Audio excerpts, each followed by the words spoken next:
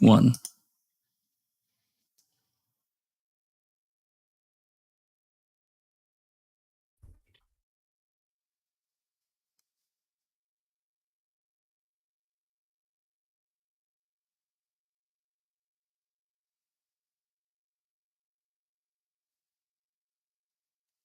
Welcome to the Foul Play YouTube channel. And my mic is working. Hoorah. So welcome everyone. Thanks for being patient and sticking around and joining us here. I've actually been through quite the ringer with this Discord and streaming software problem. I really don't know what the issue is. I really don't. I got so fed up yesterday, though, after reading with Uncle Ken, that I formatted and reinstalled everything. So apparently I had some kind of corrupted file somewhere that I could never run down. So nonetheless, it's working. So anyway, we're back. And so today, we're going to be presenting some a new FOIA that I'll let Sunshine Christina, after we get everybody introduced here in a minute. Sunshine Christina got here about a week ago. And then we may discuss a couple other things, but this should consume a little bit of time, what we're going to be talking about. I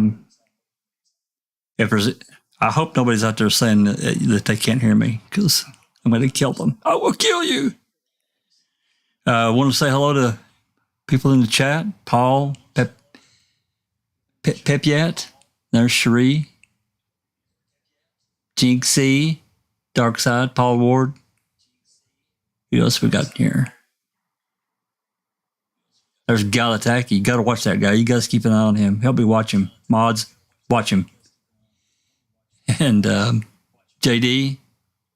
We make sure to keep on him because we know where he comes from. Hey. Cher. Pete Moss. Angie. Trying to cover everybody here. Hello, Barb. Hello. And you got a nice little group here. Okay, anyway, we'll just go down the list here right quick and let everyone say hello. Alice, how are you doing today?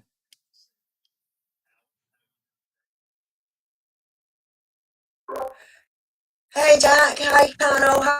Hi, everyone in chat. Yeah, doing good. I've got everything crossed that this bloody computer of mine is going to run properly tonight. So you're not the only one that's having issues, Jack.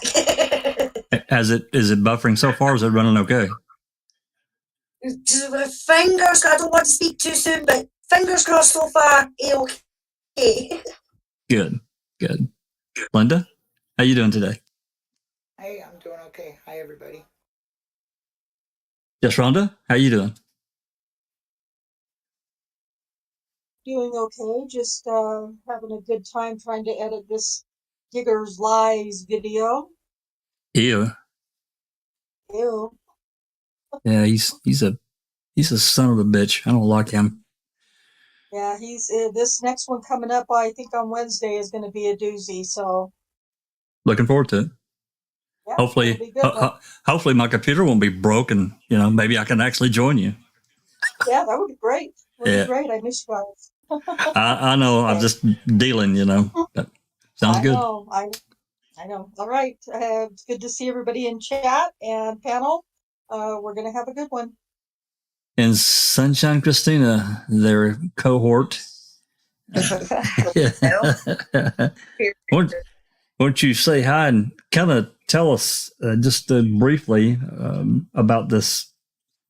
I mean, you can just kind of give us a little short rundown on when you got the FOIA. You don't necessarily have to go into all the other, because I'm sure we'll get there. Okay. So I received this Monday afternoon. What's funny is I think we were all chatting and I hung up and I checked my emails and it was like late Monday afternoon. And I started going through it and I knew that it was going to be an interesting conversation discussing these records. So Without further ado, let's just get to it. And then if anybody wants to know how I got them or whatever, they can ask. Sweet. Sound good? Okay. Sounds wonderful. All right. So, just a brief backstory. Now, I promise I won't delay and withhold. I'm not trying to do that. Just a brief backstory. What we're going to be showing today, what she received was 21 draft search warrants. Draft search warrants from Calumet County. And within these draft search warrants, there, I take it, it's kind of like anything else. You're going to write a paper or whatever. You do your first draft, and then you polish it up later. I'll tell you, within some of these drafts, you would think that they would just, got rid of these. I don't know why they would have kept them. I really don't, considering all of it. But this first one, as I said, there's 21 total, and they will be published.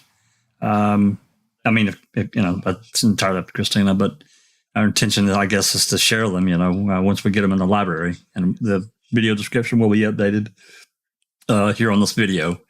So, because, there's some interesting things in here, and people should be able to go and look and see how one warrant is written versus the actual warrant that got served. Because there's some, I didn't go through because of all this other stuff I've been trying to deal with my computer. I didn't go through and do a side by side. That was really the intention, but I just didn't have time to do it. I'm sure those days are coming though.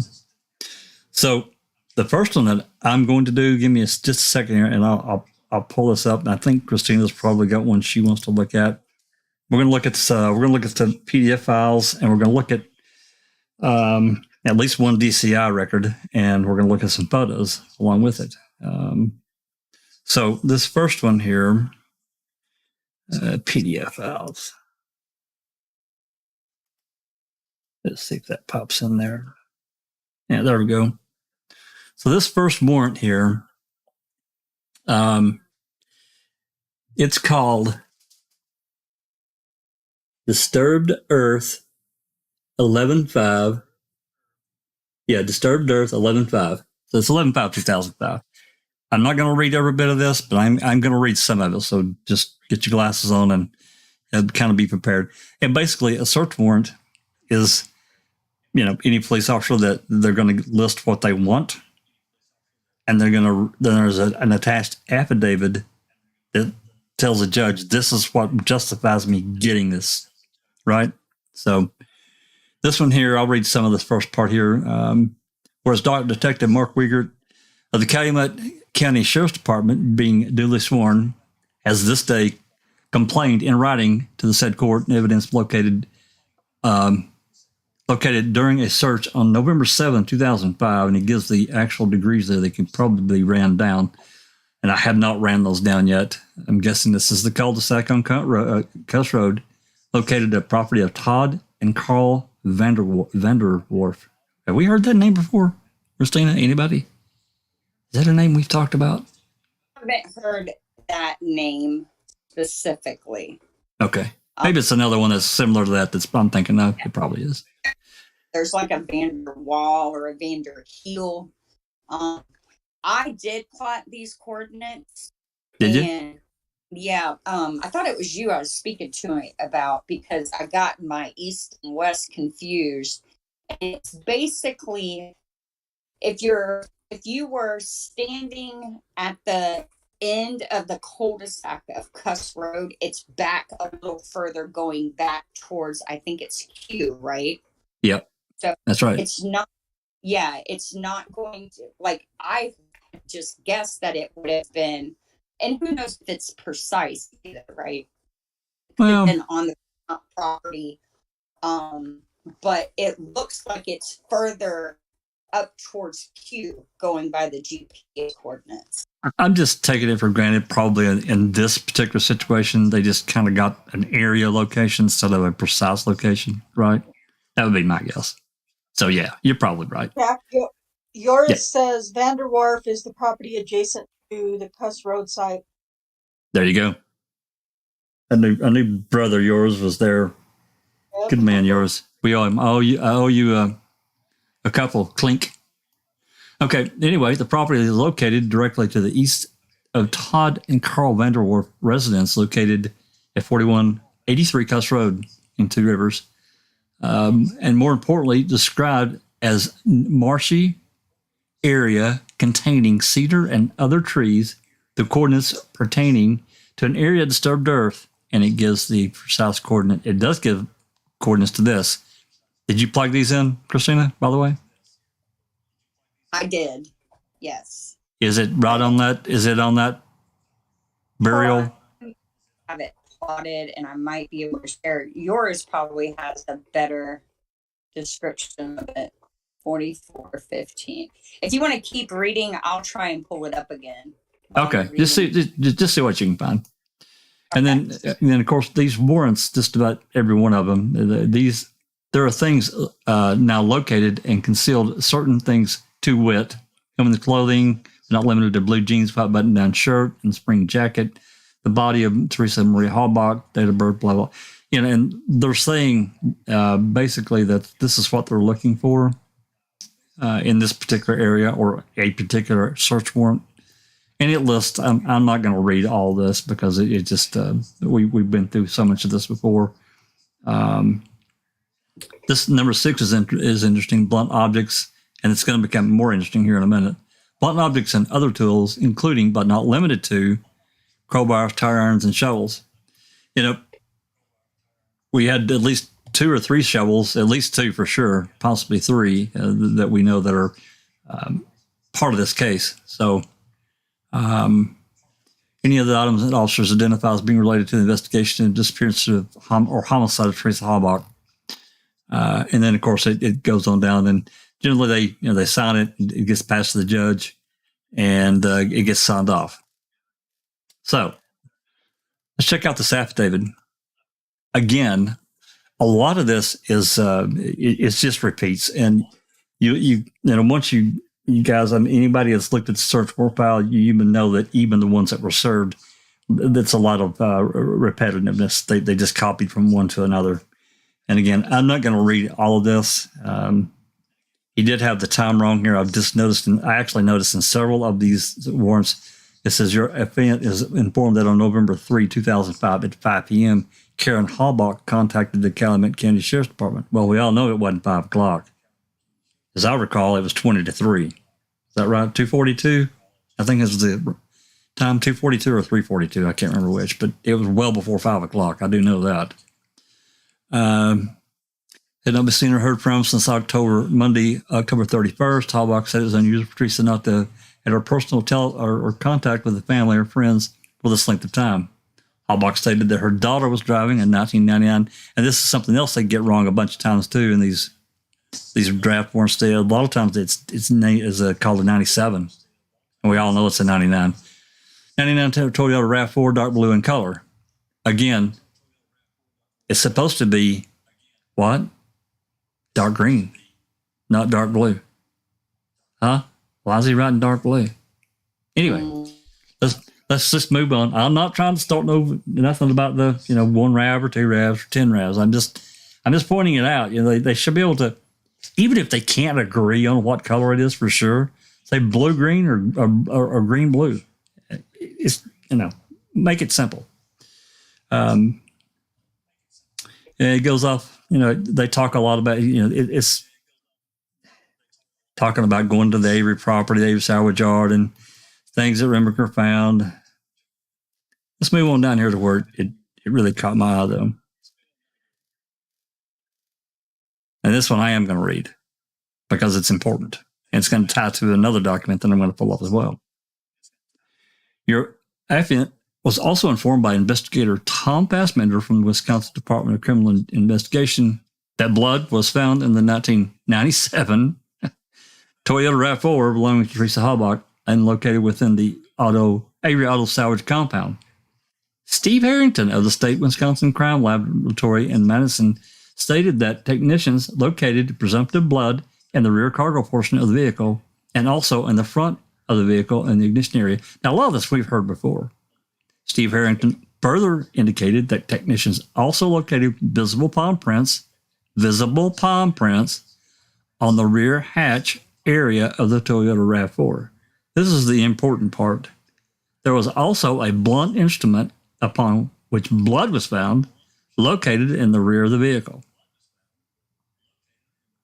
There was also a blunt instrument upon which blood was found located in the rear of the vehicle. What? What the fuck? Yeah, right. So, I'm going to stop right here because I've been running my mouth for a minute and get everyone else a chance to talk, or if there's any questions from out there in the chat that we can address. We got some WTFs in the. I see my brother yours has got a WTF going. Yeah, everybody's like, oh my God, what? What the fuck? I see it all for you. What the fuck? Sure caught my eye, I can tell you that. Dark Side said, where is it then? Exactly. Great question. Where is it? Now we're going to get to some photos here in a few minutes after I put a pin in this right here, because Justin said was asking if it was the tire iron that was in the back. Well, we don't know because we don't know. Yeah, this part was removed. Like, what the fuck? Yeah, they may have been saying that what the fuck, and removed it because they didn't want that. There's just all kinds of weird. Because number one, how would you make this statement even if you just typoed it? You can't typo a statement like that. I'm sorry, it just doesn't work. Even so far as a cop trying to sell a story, I really wish we had a Stafford cop here. I really wanted to throw a couple of questions at him just to say, would a cop actually throw something that egregious into a affidavit to a judge in order to get his warrant signed? Would he really do that? And I have to believe they wouldn't. Well, it depends on how corrupt they are or how they want to be, Jack. I mean, that's it. I mean, if you've got one corrupt officer, or maybe two, who are determined to do a certain thing, then nothing's going to stop them in my mind. You know what I mean? I mean, Yoris says, let me just get back to it a wee second. Oh, no, it's my computer's being a div again. Is it being a fanny? Yeah, it's been a huge fanny. He says, remember, this is not in the search warrants shared with the defence. That's right. That's exactly right. It was not. This is, like I said, this is a draft warrant. All of them are, as far as I know. There are elements of all of them in the, the ones that were served, but a lot of the stuff has been, it was changed, removed completely. I mean, none of this was in there. I mean, when I read that, I'm like, well, what? A blunt instrument with blood on it. Okay, so let's put a pin in that. Let's move over to Harrington's report, which is DCI report 167. And as many know, this is the actual, I wrote a post about this when Ricky and yours got these DCI report agency copies from Calumet County. I wrote a Reddit post about the RAV, and I got banned for it. And I didn't even include the entire report. I just included snips of, it was actually snips of this report. Still to this day. I'm sorry? What was it that you didn't redact? What did they say violated it? They wouldn't tell me. Are you serious? I'm serious. They would not tell me what I did. Any on here said this means there is a murder weapon in the back of the RAV, not investigated for blood. And it's not a gun. Right. And it's not. That's right. It's not a gun. So let's just go through. This is Fassbender's report. Keep in mind, this is another thing that should catch everyone's eye. Roughly 5.5 weeks after the occurrence date, the reports gets written. So here we are in the middle of December. Fassbender decides to write a report. Who knows what they did between one time and another? Again, this goes back to how far would a police officer go to, secure or, obfuscate information away from, a defense attorney or whatever. I've got that blown up too much. But let's just read through it. It's not that long. Remember, this is a conversation that Fassbender had with Harrington on November 6th, according to him. In the late afternoon or early evening, while at the Avery salvage yard, in the blah, blah, blah, Fassbender had a telephone conversation, contact with crime laboratory analyst Steve Harrington. Analyst Harrington advised they had gained entry into Teresa Halbach's RAV4 vehicle. Analyst Harrington explained the RAV4 had been locked and they had to enlist the services of a locksmith to gain entry to the vehicle. Bullshit. Sorry.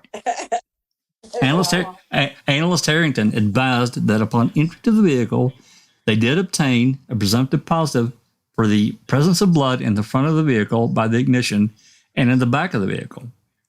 Analyst Harrington advised they visually observed what appeared to be blood in the rear cargo area of the vehicle of the passenger side, and what appeared to be impressions caused by hair in the blood. Analyst Harrington described the amount of blood in the rear portion of the vehicle as, quote, very visual amount, unquote. Analyst Harrington advised they also observed a visible palm prints on the vehicle. Now, that part was in there, and the blood was in there. Mm-hmm. S.A. Fassbender asked Harrington if they observed a phone or a camera inside the vehicle, and he advised no. Fassbender asked if they observed any flashcards inside the vehicle, and he advised not at that time. How could they miss that? Anyway, he advised, however, that they had not completed the search of the vehicle. No further information was provided, and the contact was concluded. Well, there was something passed on from one person to another, because how did, if I can see here, there we go. How did a blunt instrument upon which blood was found located in the rear vehicle? Where the hell did that come from? Did he just make it up? I really have a hard time believing they would go that far, because that's big. Yeah. I mean, we're it's to the point of you almost have to be able to prove that point. And I don't, let's see here. You guys talk amongst yourself a minute. I'm going to pull up something else. You guys go ahead and devour that. So, questions from the chat, I guess, would be the first. There you go. Thing. Darkside said, interesting. Did he see the phone or camera or flashcard? It's what they ask people I find interesting. Yep. Yeah. Yeah, I agree. The other interesting sections in that file as well, that we'll go over too. And I don't, in the beginning on page 1, they list the items they expect to find. And I was discussing this warrant with someone else, and they caught something that I missed. And that is, they list Teresa's cell phone, electronics, and her camera as hoping to find it on Cuss Road. And we know that this is, according to their theory or their story of how the investigation unfolded, they claim they found the burnt electronics that afternoon in Stephen's burn barrel. So I wish we knew what time they got in contact with the Vanderwerfs and actually got on the property. Yeah. Andy B says, does a CD case count as a blood instrument? Yeah. Yeah. That they've been finding blood on it also, because it was pretty visible too. I mean, that's pretty huge. Mm-hmm. You know what I mean? What are you writing down on a warrant that has been submitted to the judge?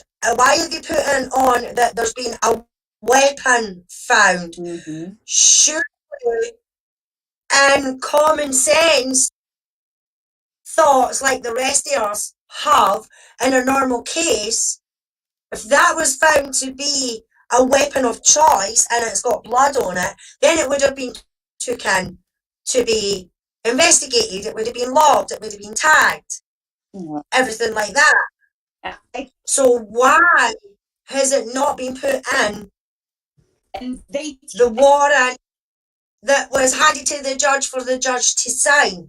That's a good question. So I think, You know, because if it was Stephen, if they're saying that Stephen's killed her, then surely they would have got it fingerprinted and everything like that to make sure it was Stephen. Is it maybe the fact that they did get it fingerprinted, they did test the blood came back as Teresa's, but the fingerprints did not come back as Stephen, and that's why it's completely disappeared now? no, of course that's why, because they tested it for fingerprints. Did they find them? I don't know, but they found 8 unidentified prints in and on the RAV. They tested all of them against Stephen and the Dassey boys, and none of them matched. So, I think I have a theory about why this weapon disappeared. So Jinx got those black and white photos also this week, and they took a picture of Stephen's bedroom and his bed, but there's no picture of the gun above the bed. Isn't that interesting? Yes, I find that very odd. So I think that this was always going to be a death by gunshot because they had a murder weapon, right? So having a death by blunt force object just didn't work into their theory of how Stephen killed her. So that may be it. I Googled the weight of that lug wrench, and it's 2 pounds. So it's definitely heavy enough to be the blunt, but I don't know. I think it may be something else. What? Well, Kelly Perry in chat, thanks for joining us, Kelly. She says the biggest investigation in the Wisconsin history was a blunt instrument used to hammer out a second wrongful conviction against Stephen Avery. How much more proof is needed? Yep. And here's the thing. So I was talking to someone who has legal education, and I was like, well, how does if the defense had this and they didn't use it at trial, how can Zellner use this? And he said that if you have evidence of actual innocence, EDPA, PLRA, none of that matters anymore. So I'm wondering if she isn't, there it is, there's the lug wrench. So it's 22 long. If it's the one that I found today, it's 22 inches long, and it's 2 pounds.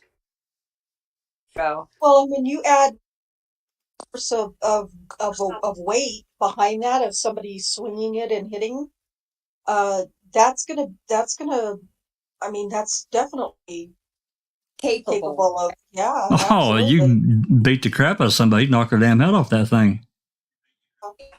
What does that say? I'm trying to read it, but it's latent blurry. Latent print. Something off by wrench. Latent print. Or lab test for print? No, that's latent. Latent print. Oh, I can't see that.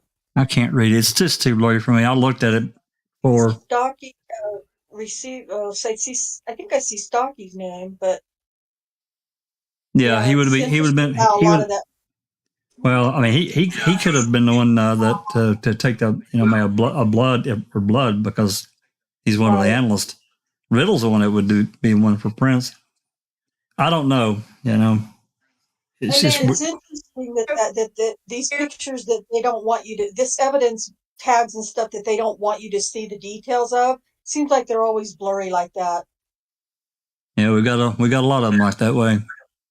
Mm-hmm. So Harrington didn't testify at either trial. And I find that interesting. Yep. If he doesn't testify, then he can't be asked, right? Right. Right. Yeah, that's true. Smart Duck says if she was bashed in the head to the point you'd get that type of splatter, you would expect to see more blood in the back, but not if she was still outside of the vehicle. As we've talked about before, and what Right. that's Casey's theory that she was blapped in the head. Yeah, outside before she got thrown in. That's right. I have a theory of the murder. Y'all want to hear it? Sure. Okay. So, Sherry and Miss Jinx have been doing a lot of digging on the Schindler brothers. I think we can all say that the Schindler brothers are prime suspects in Pam Claflin's murder, the case we just covered in Crime Theory Exchange. It's another wrongful conviction. The Innocence Project is involved in that case. So Tom Kucerk was the sheriff when that case went down, and Andres Martinez, the Axeman, worked for the Schindlers during Teresa's murder. Andres Martinez was on the Avery property on Halloween. All right. Those are all facts, right? Can we all agree to that? Yeah. So Kucerk's deposition's coming up. He's desperate. I think he had Martinez and Schindler kidnapped. So she was bashed in the head soon after leaving the Avery property. I don't know how they got to her. Probably Andres Martinez maybe like jumped out in front of her and had, you know what I mean? And she started to miss something like that. He got control of her, hit her in the head, put her in the back of the vehicle.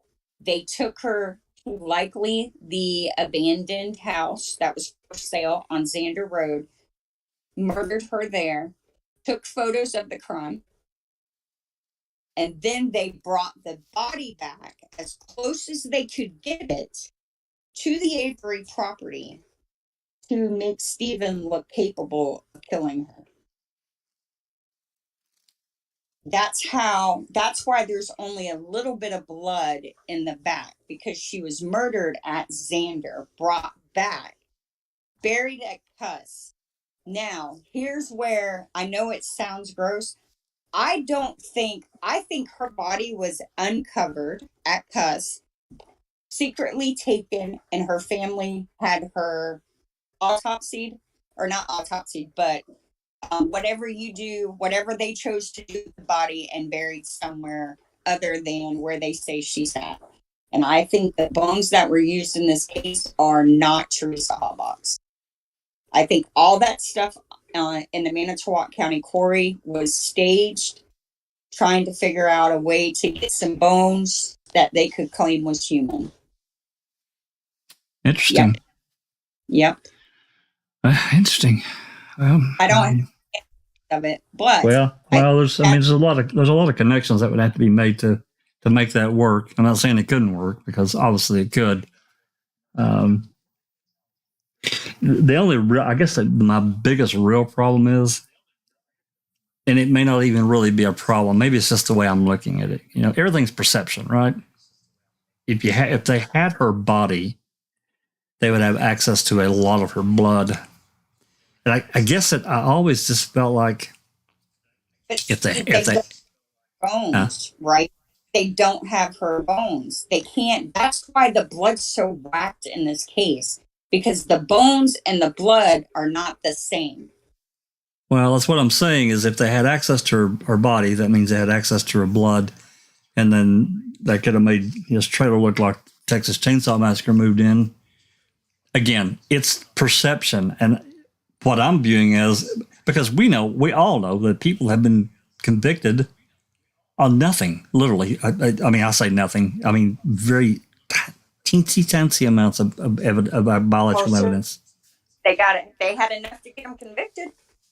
Well, that's what I'm saying. A lot of times, less is better, right? Because it's easier to defend. It's easier to explain. So, yep. Or the more you try and plant, the more likely you are to leave your own DNA in the mix. well, or get caught. Yeah. Yep. And you got to remember, not everybody was in on this. A lot of people. Oh no, absolutely not. No, this was small.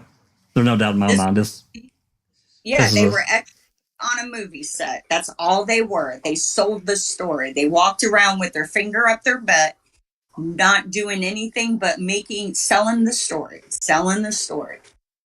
All the evidence is found by key people. All the evidence is planted by the same people. It's the same people every single time. Every single time. If this was a investigation, you would have 15, 20 people finding evidence. But no, it's the same handful of people. Yep. And who benefited? The only person who benefited from this is Tom Cassard. Well, the county benefited as well, and Vogel. Yeah. Mm-hmm. So, anyway, do we have any questions? Sorry. You're fine. We have any questions that we need to cover before we move forward here? Because I want to throw up some photos for us to look at. There's T1. How's it going, T? TTM fangirl. Who else we got snuck in the door here? And then we got more. Hey, Kelly. Item BZ is the only thing that generated a DNA profile, correct? Yeah, BZ. That's correct. All right. So she claims she took a section, but how did she take her DNA sample from that section? Did she swab it? Oh, I don't know. I don't know the mechanics of it. I'm not even. Okay. We may have her bench notes, but I doubt that it explained the process. But I'm not sure. That's a Dr. Silkman question. Yeah.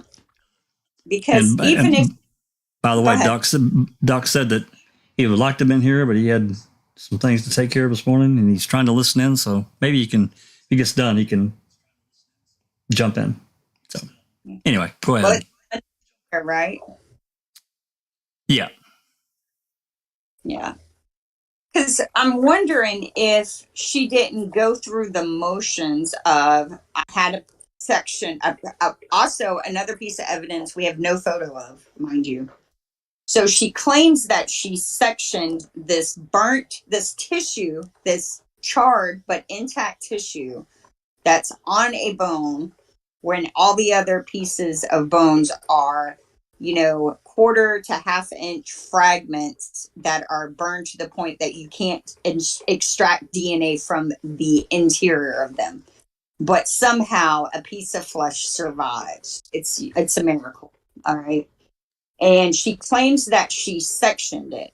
But I'm wondering if she didn't simply take a swab from the pap smear and say, I swabbed this section, and that's how the test. And then when they did mitochondria, they simply mitochondria swab with Karen swab. Well, the pap smear, though, would have came back with a much stronger result than just the 7 alleles. It would have been a much, much more positive. So I'm not sure. Unless you're sampling a swab that's been washed and you don't want it to look too suspicious, so you only say you have 7. Because remember, it's interpretation. right? It's how they read those peaks and the valleys, especially in '05. It was a lot less precise. I don't know. I was just curious. Yeah, I'm not really sure. Hey, Candy Foxley says this blunt instrument blood thing has the qualifier located in the rear of the vehicle, specific to the class of vehicle, so not just a cut and paste mistake. No, not at all. Well, that's the whole thing. You can't typo an entire thing like that. I mean, it's because you've added a couple of elements here, the piece itself and blood on it. So I'm not sure, but nonetheless, that this search warrant. Now, we can. I'm not going to pull it back up. We'll pull it open here in a minute. I'm going to show some photos here in a minute. Jack, TTM Fangirl was asking, did someone send to KZ? Yeah, yes. Actually, these warrants would have already been. These draft warrants would have already been released, but Christina wanted to make sure that KZ didn't have an issue, and she never heard anything back. So here we are. She had them for 5 days. So. Yeah, McKelly's saying, didn't Silkman say yesterday that you can't fake this one? FBI back this up. It's Teresa Hall back. It's that simple. No, I don't doubt it. No. I don't doubt that. I don't doubt the DNA. I doubt the source. That's all. Yeah. Jack, do you want to hurry up and throw out there for T1? He missed the theory. He doesn't know what we're talking about. Oh. It's okay. I'll tell you in Discord. Everybody's already laughed at it. Kosurik had Schindler and Martinez set Steven up. Because Schindler owed him from Pam Claflin. Kind of like having Gregory Allen as his dirty guy for all the times he let Gregory Allen off. Once Gregory Allen moved away, Schindler became his new guy to do his dirt. We were thinking about the part about the search warrant and what it said in the search warrant. We were like, what the fuck about? Oh, did T1 miss that, didn't he? Maybe I should show that again. So, okay, hold on, T1. Let me show you what this says here, just so we can get you up to speed. Did Teresa smoke cigarettes? Yep. Yes. Okay. Hey, Dr. Silkman. Dr. Silkman says genomic DNA would have been prepared directly from the dissected muscle tissue. More swabbing would have been done. A direct preparation. T1. This is this is a draft. This is a draft search. Oh, is Doc in the house here? Yeah, I just read his comment. No, I meant in Discord. Oh, in the Discord? No. Okay. All right. Hey, Doc. Thanks for coming. So anyway, T1, these are draft search warrants that were prepared. They weren't used, but this one particular one caught my eye. Basically, they're at talking about searching the Cuss Road area. At the top of the warrant there, it gives the GPS locations and all that. Anyway, as his affidavit, this part here, he goes through and says, he talked to Fassbender, and Fassbender's talked to Harrington at the crime lab and located presumptive blood in the rear portion of the vehicle, also on the front of the vehicle on the ignition area. Steve Harrington further indicated that technicians had also located visible palm prints on the rear hatch of the area of the Toyota RAV.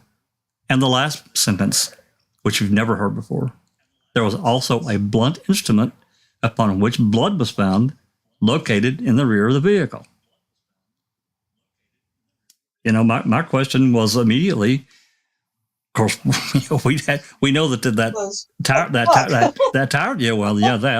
the tire tool was found that we had pictures of that Christina got from Kleiser, and we also had photos of that tire tool from the photo dump that Henbury got. But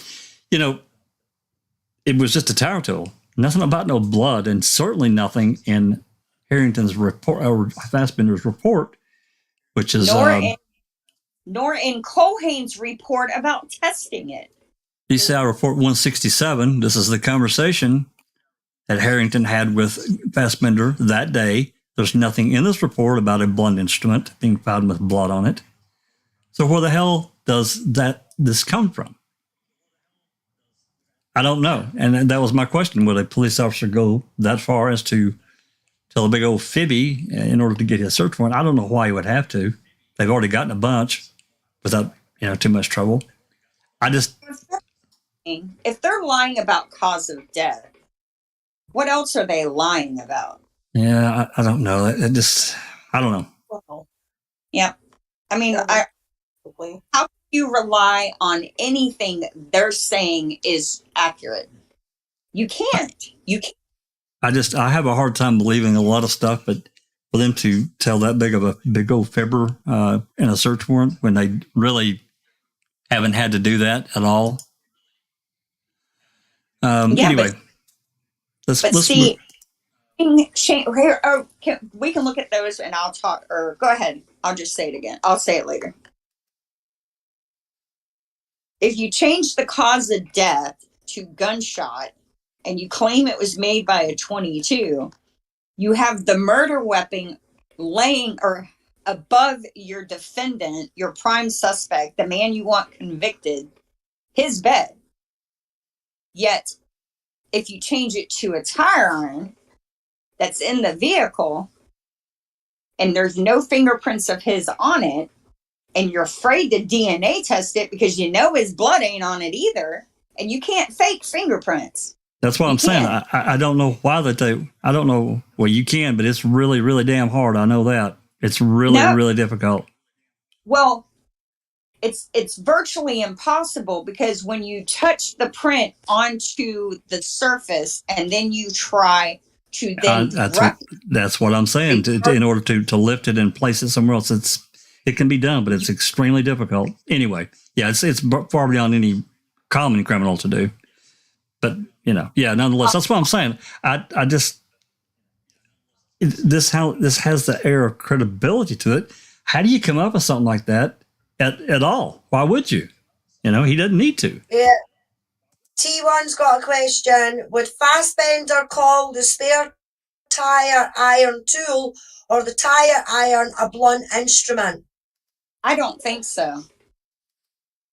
I don't. I think it's a different weapon altogether. This right here this is the tire tool that we looked photos of a minute ago that were in they took photos of in the crime lab or Calumet County, wherever the hell. No blood on there. They don't even say that there's blood on there. It doesn't look like it's soaked in blood, does it? No. I don't see any blood on it.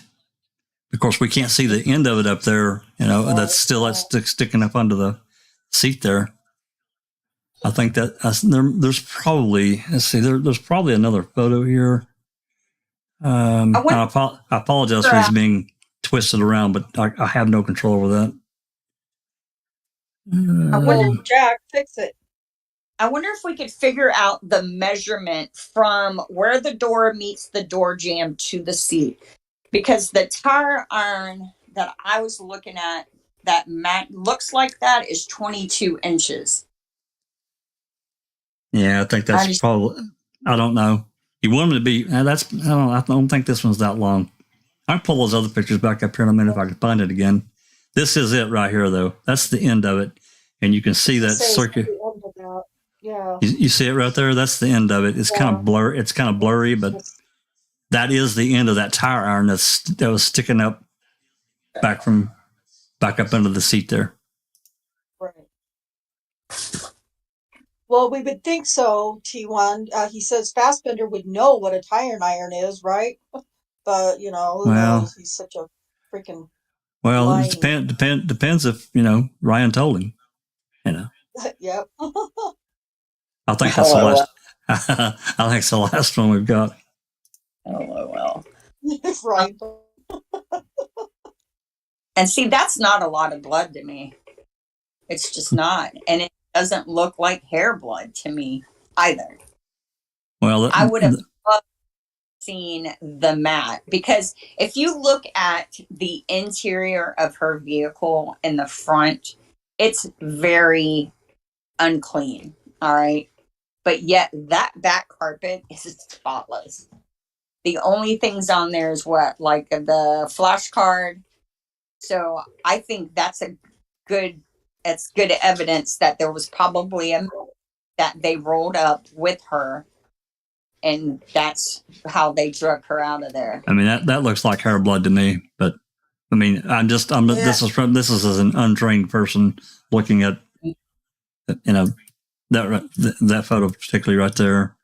Same thing in that one.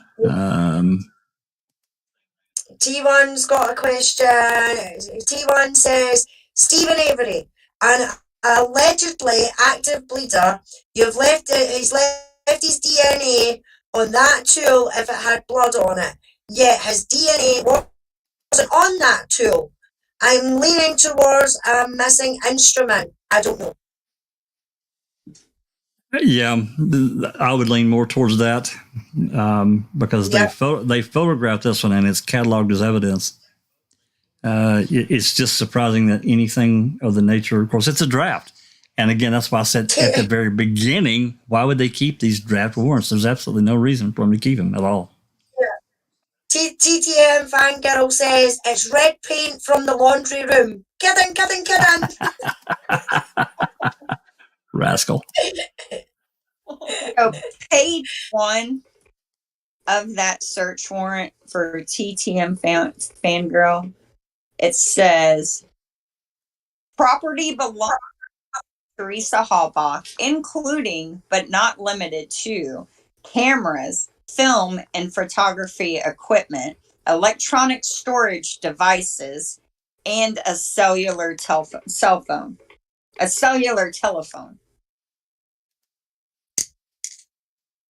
Nosy said the blood, body fluids and all would have been there. That blood was smeared there. Yes, I agree, Nosy. I think it was smeared there as well. Mm-hmm. This it's hard because, and you notice in this particular photo that's up now, they didn't put a ruler beside it as a scale, and just about so many of these other photos, there's always a scale there, and this one there's not, and I can't tell you why. Anyway. And there isn't any blood on it either. Oh no! Well, no. This is at the crime lab. This is long after the fact. This particular photo here. Yeah, but do they take blood off? Well, they cleaned the parking lot off. Yeah, Doc says no tire iron was tested for blood. However, the investigators were looking for a tool at Avery Salvage Yard. They were big time. Their story was hot and heavy on that. Early in the investigation, they were looking for some kind of tool that was supposed to be missing out of Teresa's car. They were looking for a tool. Looking at that, Paul Pepiat says that those types of wrenches. Sometimes I was trying to see if that was the case with that one. It didn't look like an extending tool, but no, I'm a girl. So. That was a solid piece. Yeah, that's what it looked like to me. Hey, Kent 3334. Nosy says, where's the testing on the wheel, seat handle, the gear shift, door handle, inside and out? Her DNA would have been there, and Stevens if he did it. Yeah, that's it. I mean, the places that Stevens' DNA should have been, like the door handle, the gear stick, the steering wheel, the handbrake, everything. But there should have been a mixture. It's not there. There should have been a mixture. I mean, that would be like saying that he went into that RAV, wiped everything off, and then put his hands on it to leave DNA. But even they're trying to make it that key was the key that she was using, Jack. You know what I mean? Where's the rest of the keys? see when she's holding the keys in front of the, when she's standing at the side of the car, you can see that there's a bunch of keys on there. You know what I mean? But if they're trying to say that this was the key that she used all the time, then it should have had a mix of DNA. It should have had Stephen's DNA, and it damn well should have had her DNA on it. But it didn't. It just Stephen's DNA on it. And to me, that's either the spare key or it's one that the cops have had made of the key, because it is too brand spanking new looking. Now, I don't drive myself, but my father drives. And his car, with it being put into the lock and turned and everything like that, it's all greasy and marked and scratched, and you know what I mean? Whereas that key is spotless. Yeah, it's pretty new. I mean, I know that, after driving vehicles for, 4 or 5 years, that even just a few years, a relatively new key, you begin to get wear on it pretty quickly. The T1 had a comment here. You should share your pics of your tool, the exact same tool. You should share those in Discord for us. These drafts, T1 says these drafts definitely show their direction and intent at the time they were written. My first question would be, is there anything in them that is premature to the dates of the actual discovery? This one was dated, what did I say, the 7th? I think this one's the 7th. This one that I picked on. Let me go back here. Yeah, this one's dated November 7th from Weird. So, but still, you go down to that number 11 I had up a minute ago about this tool. There had to have been a conversation that happened the day before or that day between Fassbender, obviously, and Harrington, says that they talked. That conversation had to then extend over to Wiegert, because I just don't see him just adding something in there of this nature. It's one thing to misname the RAV. He calls it a 90. They call it a 97. I don't know how many times. It's in here a bunch. It's a typo. I accept it. You don't typo a blunt instrument with blood on it. I'm sorry, you don't. No. So, also, it's not like you just missed a letter or something. What's that, Christina? Also in that search warrant, I just want to read a couple more interesting things that were listed as relevant to getting the search warrant. It says, number 3 says, your affiant is informed that dog handler Julie Kramer from Great Lakes Canine utilized a cadaver dog in the search. Kramer utilized a trained cadaver dog near the area of disturbed earth located by our favorite guy, Bushman. The trained cadaver dog hit on the area of disturbed earth, indicating that a body or blood had been present in that area. So there has been discussion in the past that a cadaver doesn't, like, which dog does what. So a cadaver, I guess, according to this, can hit on both blood and decay. Well, it's decay. That's decay that they're looking for, even blood decay. So they're trying to sniff out decay. Right. So, but I just found that interesting. But then it also says that your affiant is informed that Sarah Fosk of the Calcana Police Department, accompanied by Loof, assisted in the search. Loof is a scent-trailing bloodhound who has proven to be reliable in the past. Loof was provided with the scent of Teresa Halbach near the residence of Stephen Avery. Loof detected a scent near the residence of Stephen Avery and followed it along a wood line that led in an east-west direction to Cuss Road.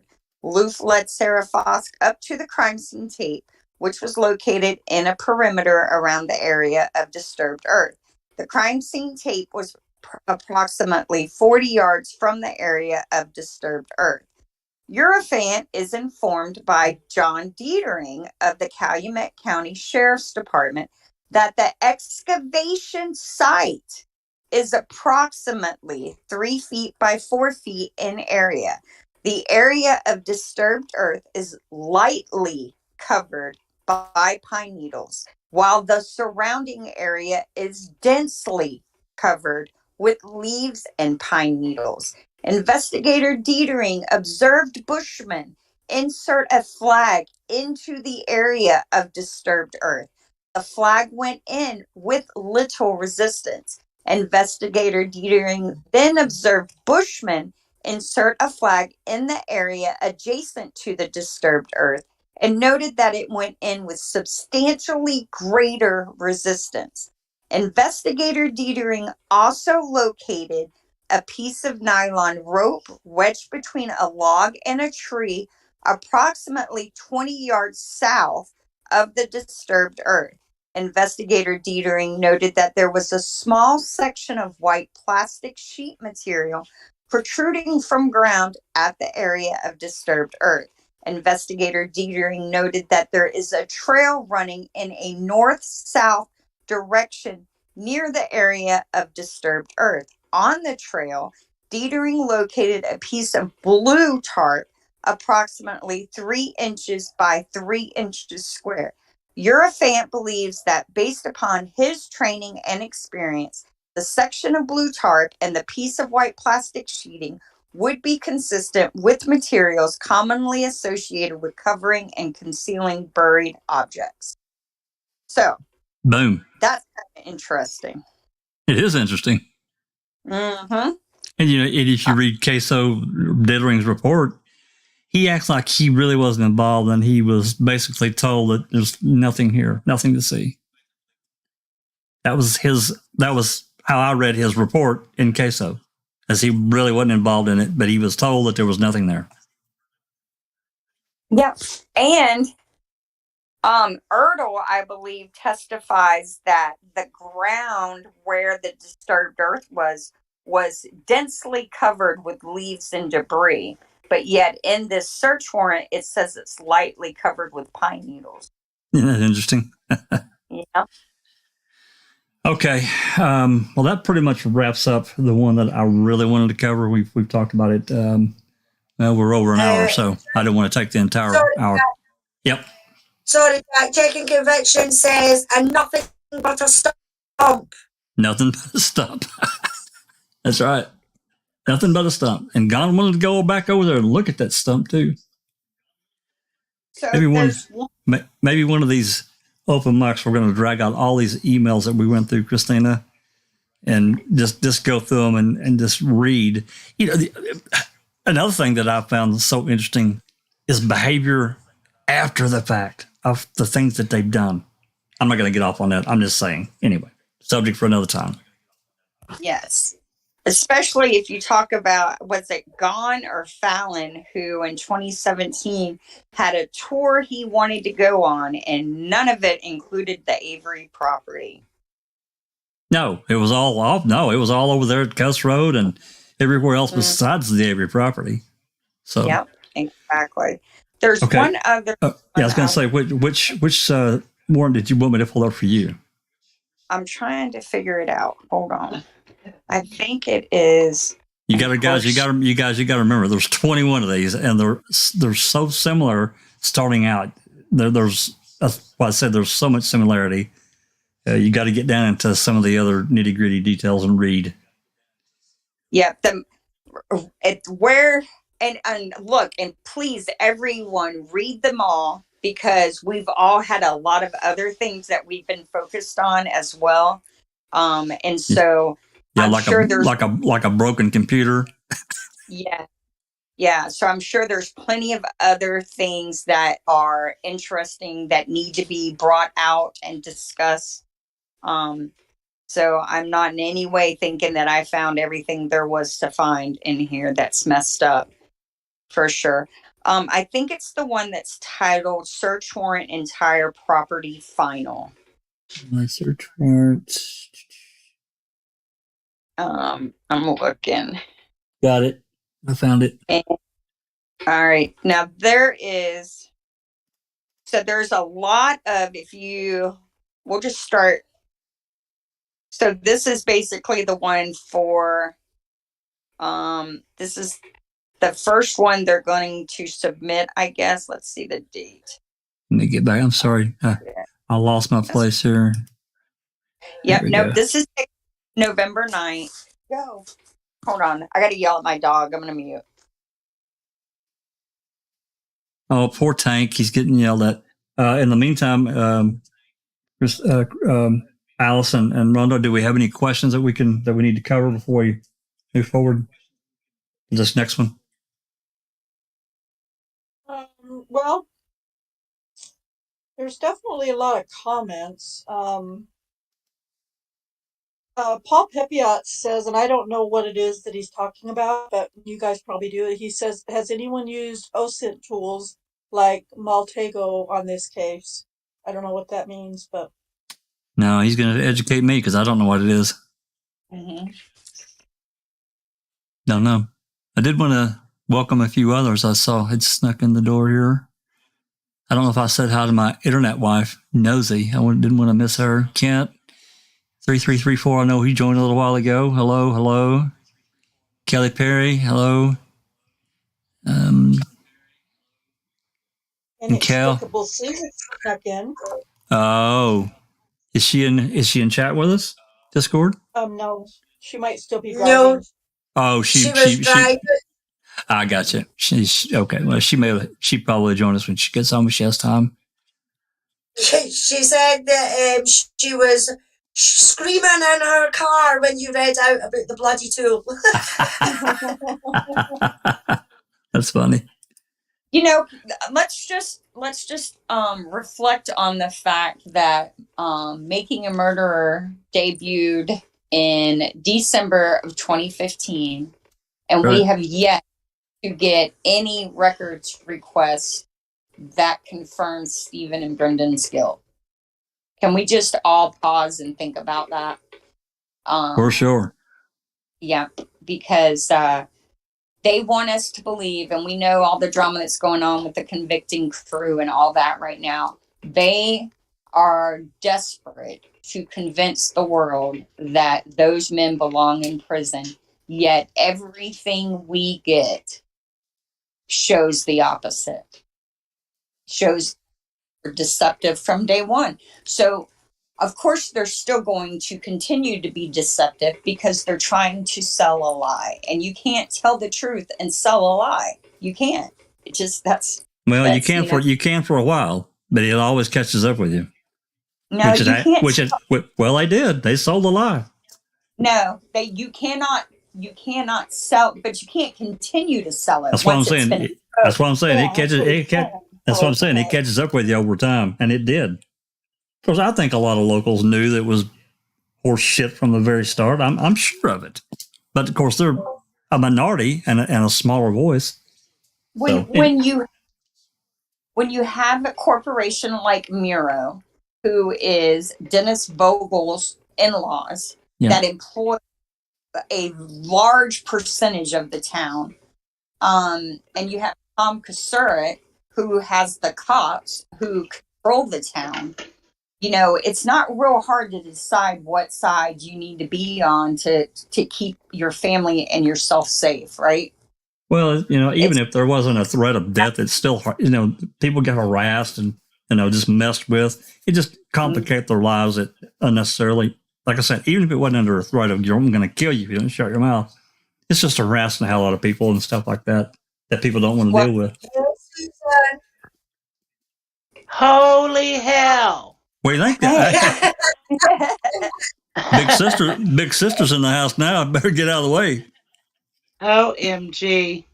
Crazy. That also kind of confirms for me that there was definitely a mat back there, because that bloody tool would have made marks on that carpet. Mm-hmm. Sure it would. Yeah. I have no doubt there was a mat in the back of that Rev. I'm sure of it. These fuckers, I tell you what, they covered everything up. What isn't? Yeah. I honestly, I don't believe anything unless it's been independently tested from the evidence itself, not from a swab. Cole Haynes says came from something else. I want to see everything independently verified, or I'm not going to say anything is anything. I can't, because they're lying about every single bit of it.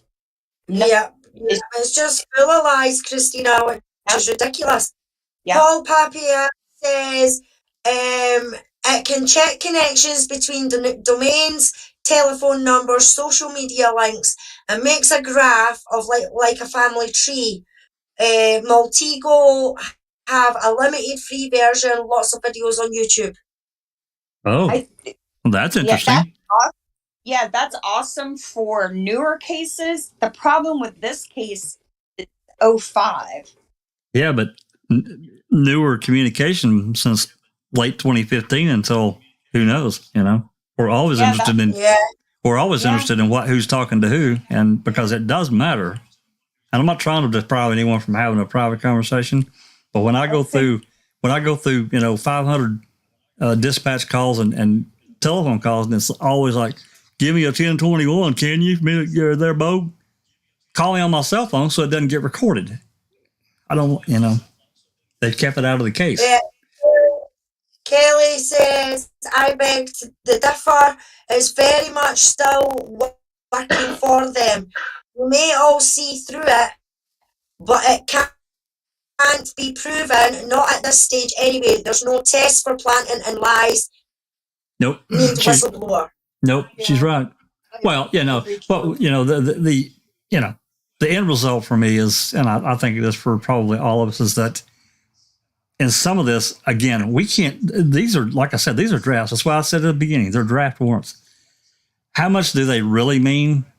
I don't know. They probably do mean a lot, but it doesn't do any good for Kathleen. I think she would reply to Christina if they she'd have been like, you need to just hold that for a minute. Let me check into it. But because she can't do anything with it. Right? There's nothing there. Well, yes, she can. Yes, she can. Well, so what she has to go with, and I think, and it's kind of funny because guilters have been saying this for years, like it's impossible, is actual innocence. So if she was beat to death with a blunt object and not shot in the head, that's huge. Lost the entire case. No doubt. Because it changes the entire nature.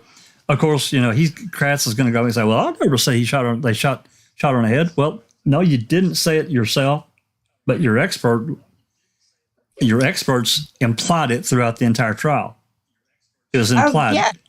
So they testified that beveling was from a gunshot. And what's his name? Who's the gun guy? Oh, that was Newhouse. That was Neverly and Susan's favorite person. Yeah. Newhouse. Oh God. And Rhonda, yeah, you loved him too. That's right. I forgot. Oh, I did not love him. Jennifer in chat is asking, can you tell me what will happen to Stephen Avery if there is nothing else to test due to evidence that has been pretty much destroyed? Because I feel that the only way they can get out is if the murderer comes forward. Well, I mean, moving into this next phase. I mean, we don't know what she's going to do because she's not told us, other than she dropped the hint on Twitter here, what it was, a month ago or 5 weeks that there was new testing and so forth. But until she files something, we absolutely don't know anything. So I think whatever she does is going to have to be pretty heavy, and hopefully it's going to land in the face of some judges that are willing to actually read and understand. That kind of comes back to we talk about the RAV and why wasn't she allowed to test the RAV, and going back and remembering the circumstances around when all of that took place in 2017. Ballin lied to her from day one. He lied to her. This was all to string her. Every bit of it, in my mind. I'm not saying anybody else out there has to agree with me, but he knew the bones were gone. They were gone. He knew that. But he acted like they weren't. Williams got the hell out, but nonetheless, let's get back on track. There were in conversation negotiations about testing other evidence beyond what she got, and I think everybody thought, I certainly did when she filed her brief, that it was going to take at least 6 months for a judge to actually go through that, and that didn't happen. She went through it in just almost no time at all. Boom, denied. And before she could actually file with Fallon, turn in for this testing of the RAV, boom, it's over. It wasn't just the RAV either. There were some other things as well. So anyway, I apologize for getting off track here. And then she asked them if they would still honor that. And of course they said no. Oh, of course. And yeah. one of the things she wanted to test was that tire tool. And the parking lot. Mm-hmm. Yep. Anyway, I've got this warrant pulled up that you wanted. We're looking towards, hold on, I got to open on mine too. Let me find it. I don't know what the deal is with all those letters being all funky. What the hell is that all about? What are you talking about? It's not on mine like that. The heading. Yeah. It's on. Okay. That's weird. Yeah, see right there. Let me make sure it's not like that on mine. It's like in state, the E is capitalized, but it's real small, and then the O's are all capitalized, but they're real small. It's really bizarre looking. Oh, I think somebody had their caps lock on and was hitting the shift key while they were typing. No, it doesn't look like that on my fax. No, because even the small, like the E and the O, even the small E is capitalized. It's just smaller than the rest of it. I see that. It's the E's and the O's. See, that's look. weird. How strange. Yeah. I don't know. This is how. But then it's not in whereas. I'm sorry, Alice. Yeah, I can see it. I can see it as well. It's like the different sizes. It's like different fonts or something is being used. Well, it's just for the letter.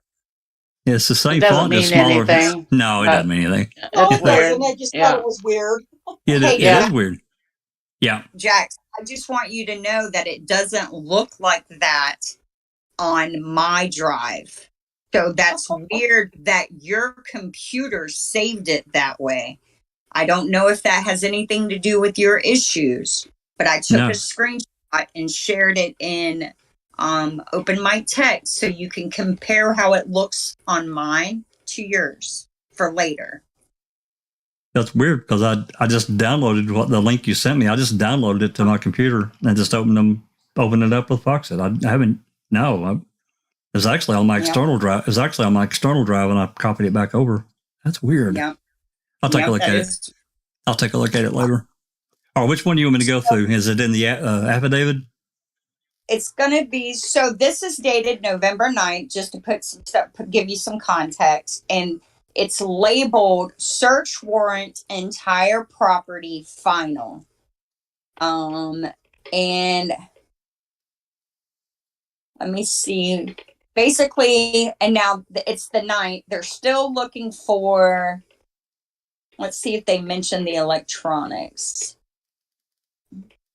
I thought objects utilized to wrap or encase a body or object, including but not limited to plastic bags, tarps, boxes, and buckets was interesting. And then I'm looking for,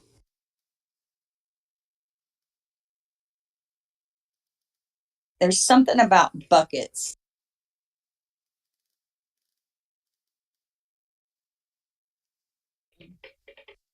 Number 8's interesting. I think we already know it. And the affidavit? On page 6, number 8, on page 6. Okay, scroll down to it. Looks like I had something highlighted on that one too. Mm-hmm. Page 6, number 8. Well, go ahead and read. Oh, we'll do yours first, and then we'll come back to mine because I don't remember why I highlighted it.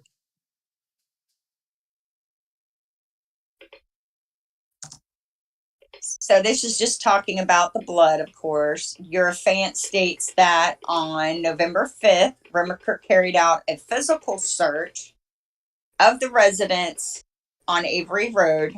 They don't mention Colburn or Link. Town of Gibson, Manitowoc County, Wisconsin. The residence of Stephen Avery. Remaker observed a dried red substance which appeared to be blood on the wood trim and side door of Avery's residence. The door and trim was located in close proximity to a bedroom which contained identifiers for Stephen Avery. Remaker also identified a dried red substance which appeared to be blood on the bathroom floor in front of the washer and dryer in the residence of Stephen Avery. Now, Jinx's photos that she just got, there's terrible photos. It's not her fault, they're terrible. Oh, no. Yep, those are taken by Colburn, and yet Remaker's the guy that's being mentioned in here. Now I'm looking for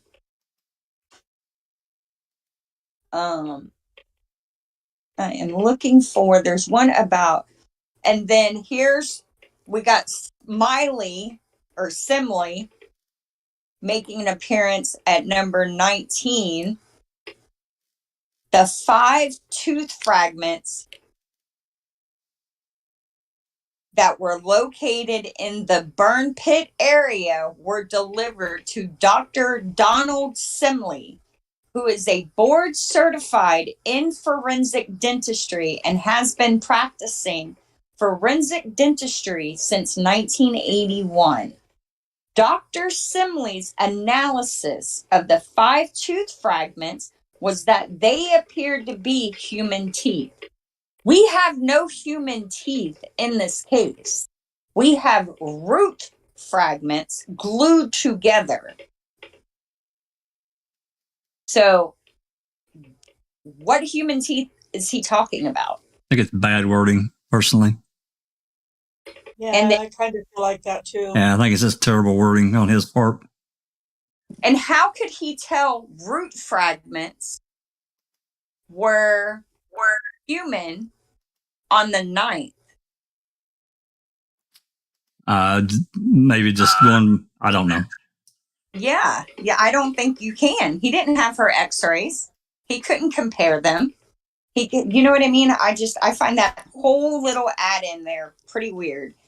And then, so number 20 is Eurofant states that a number of 5-gallon type buckets have been located on the Avery compound property, which appear to have been utilized to distribute the burned remains. Yeah, we've had this conversation before. I don't know, remember where it is that this is also stated. God, maybe somebody else can remember. But the question becomes, okay, where's the testing that was done to these 5-gallon buckets? And you don't find it because they didn't do it. Distributed where? Everything was found in the burn pit. The quarry. No, quarry. Talk about the quarry. Huh? They didn't talk about the quarry. No, he left it blank. That's what I'm saying. It distributed. I mean, that's the only thing I can draw from it. What, he burned her and then put them in buckets, toted them around, and dumped them back in his burn pit? Is that how that works? Or didn't get it all out? I think that's the train of thought in his mind is that, burned her, took some of it out, put some in the burn barrel number 2, haul some over to the quarry. This is kind of the how Sippo was going about it when he was talking on the 10th in his report, and it's just crap. It's just total garbage because he talked about it in that phone call too. Remember when he called in? I think what Avery did is he burned her in his pit, and then he took her over to the quarry and dumped some of the stuff. Blah blah blah. They have that. No proof. Right. But see, here's the thing. They were going to go with that theory, right? That he burned her in the pit and hauled her to the Manitowoc County owned 80-acre property. controlled by the sheriff's and highway department. But they had to make the bone in the burn pit discovery happen prior to the bones in the burn pit on the 80-acre property discovery. That's right. Because they had to have an effective argument against the planting scenario. Sure. That's absolutely. Were involved in this because that's why the 8th was a boondoggle day for them. It was a bonanza. But it wasn't, because no proof it happened. You see what I'm saying? But for them it was a boondoggle day. In their mind it was. Yeah, in their mind. I can't say that for the rest of us. No, I agree with you. It's terrible. Because they had no proof. They couldn't put Avery off the property. And that's why Kratz didn't want to talk about the quarry, because there's no way they could place him over there. They had nothing. Oh, I know why I highlighted this. This is another one.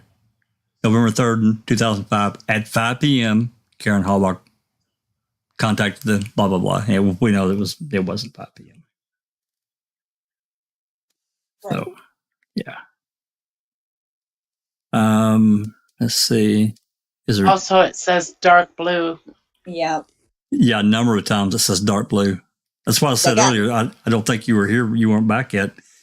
But at minimum, they could have put dark green, dark blue, or blue green, whatever. Yeah. But they didn't. He labeled it dark blue. I don't know. I'm not going to throw anything into that because I'm just not. That's pretty much. It says no whole teeth were found. All the crowns had been destroyed. Only fragments were found. Correct. There were just fragments. There was no whole teeth found. And it kind of gets. Yeah, but if they can't get something as simple as writing up a report done correctly, then how the hell do we expect them to get anything else correct? You know what I mean? All they're doing is writing up what information that they came across already. You know, and to say name things as teeth when it's not even teeth, it's only parts of teeth. So why not say a shard of a tooth or a piece of a tooth, or, you know, but they say teeth. Yeah, it comes across just, wrong. It's incorrect. It's incorrect. Yeah, there might have been animal teeth.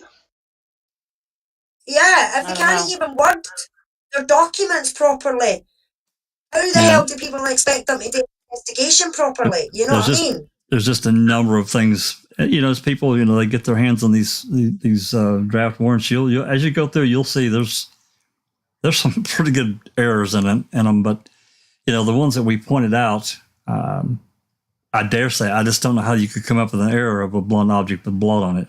I'm sorry, right. I don't know where. So either they found it, and I think they did, and they got rid of it, or they lied to get the warrant, which I don't think they did. They didn't need to. It already had a number of warrants based on other factors that have allowed them to have gotten another warrant without a problem. So, Dr. Silkman says, Dr. Simley had to superglue 2 root fragments and compare that to Teresa's teeth x-rays done years earlier. Yep, I remember that. And they were bite wings and panoramic that they were comparing or something. Yeah. It's like, it's absurd. Absurd. It was absurd because I know a lot of you probably don't know it. She's still around, but the seven pair of panties, at least at one point, worked for a dentist. And she went, because she saw the photos that we got of these teeth, and she went bananas over it and just talked about how terrible it was. I'm not going to try to repeat what she said because I'll get it wrong, and I don't want to. But she said it was terrible. It was absolutely awful what they did. Wrong. No way. So. Yeah, I agree. And some way, we're about an hour and a half into this, and unless you've got something else, did you want me to show anything else before I've got one? Nope. I don't have another one of these, but I do have another PDF file that I would like to read. I'm sorry. Yeah, so the link to these files is going to be in the description box, correct? Yeah, we'll get Zoe to upload them to the library. Okay. Actually, I can go ahead and put the link into your drive if you want, and then when she gets them uploaded to the library, then I'll just edit the link. How about that? That way, people. I'm just because she won't be on until sometime tomorrow because she's in Slovenia.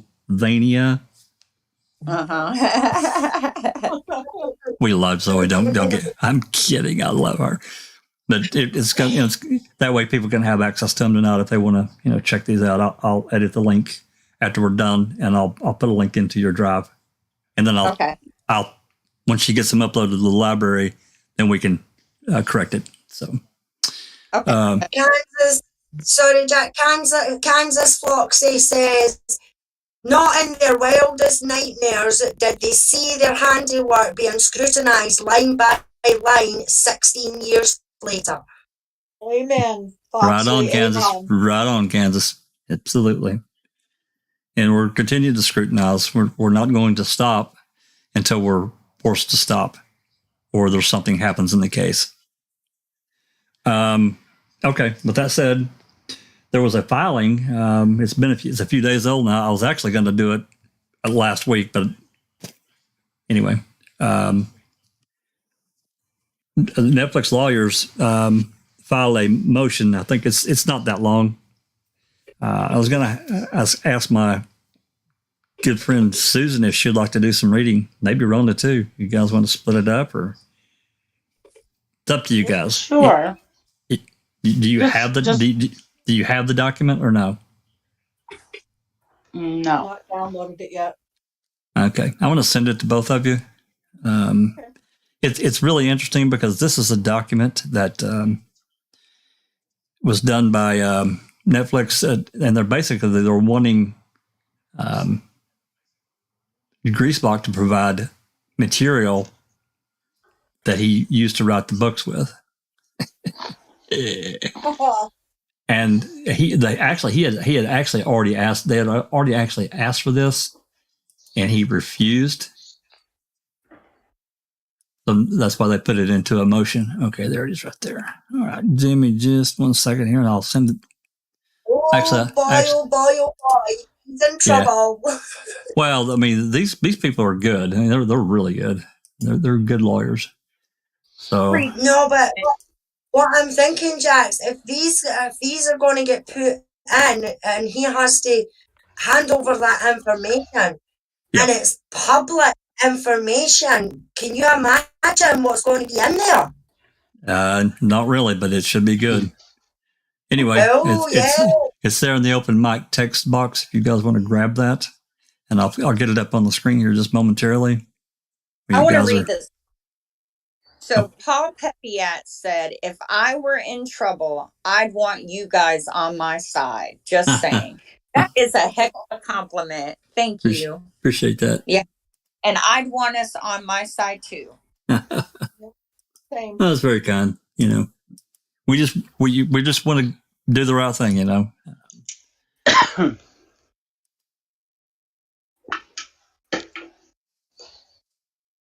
All right, Jack, what are, well, never mind. I'll wait. Wait till you both get it. I'm going to go ahead and pop it on screen here. I've got it. I've got it. You guys can just read as you will whenever you're ready. If you want to split it off there and read and however you want to do it. It doesn't matter to me. Susan. Rhonda, why don't you start? I'm going to move back to my room. Okay. I'll start with the introduction. Yep. Today, Mr. Griesbach is one of 3 attorneys appearing as counsel of record for plaintiff Andrew Colburn. But long before he joined that legal team, he served as an assistant district attorney in Manitowoc County and authored 3 books about the underlying events here. Through that work, Mr. Griesbach built a significant collection of documents relevant to the issues in this action. The documents include, among other things, evidence related to Stephen Avery's exoneration, civil case against the county, and subsequent conviction for murder. Documents related to Mr. Griesbach's appearance in Making a Murderer, and documents revealing the public's views towards the Avery saga and the players involved in it, including Mr. Colborn, and how those views and the players' reputations were impacted, if at all, by the documentary. Netflix seeks those documents through its subpoena. Notably, in his objections to the subpoena, Mr. Griesbach did not claim that any of the information requested is privileged, nor could he, as Netflix explicitly tailored the subpoena to avoid discovery of attorney-client privilege information.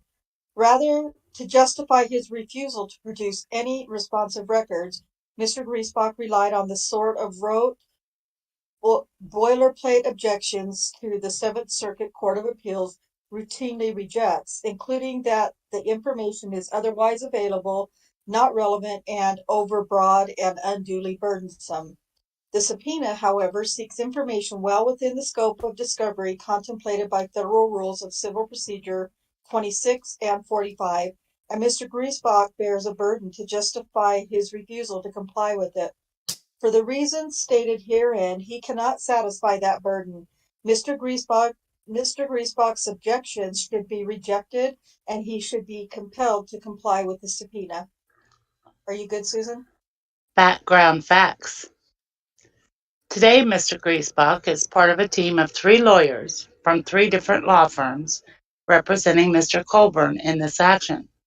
But for more than 30 years, Mr. Griesbach was an assistant district attorney for Manitowoc County, Wisconsin.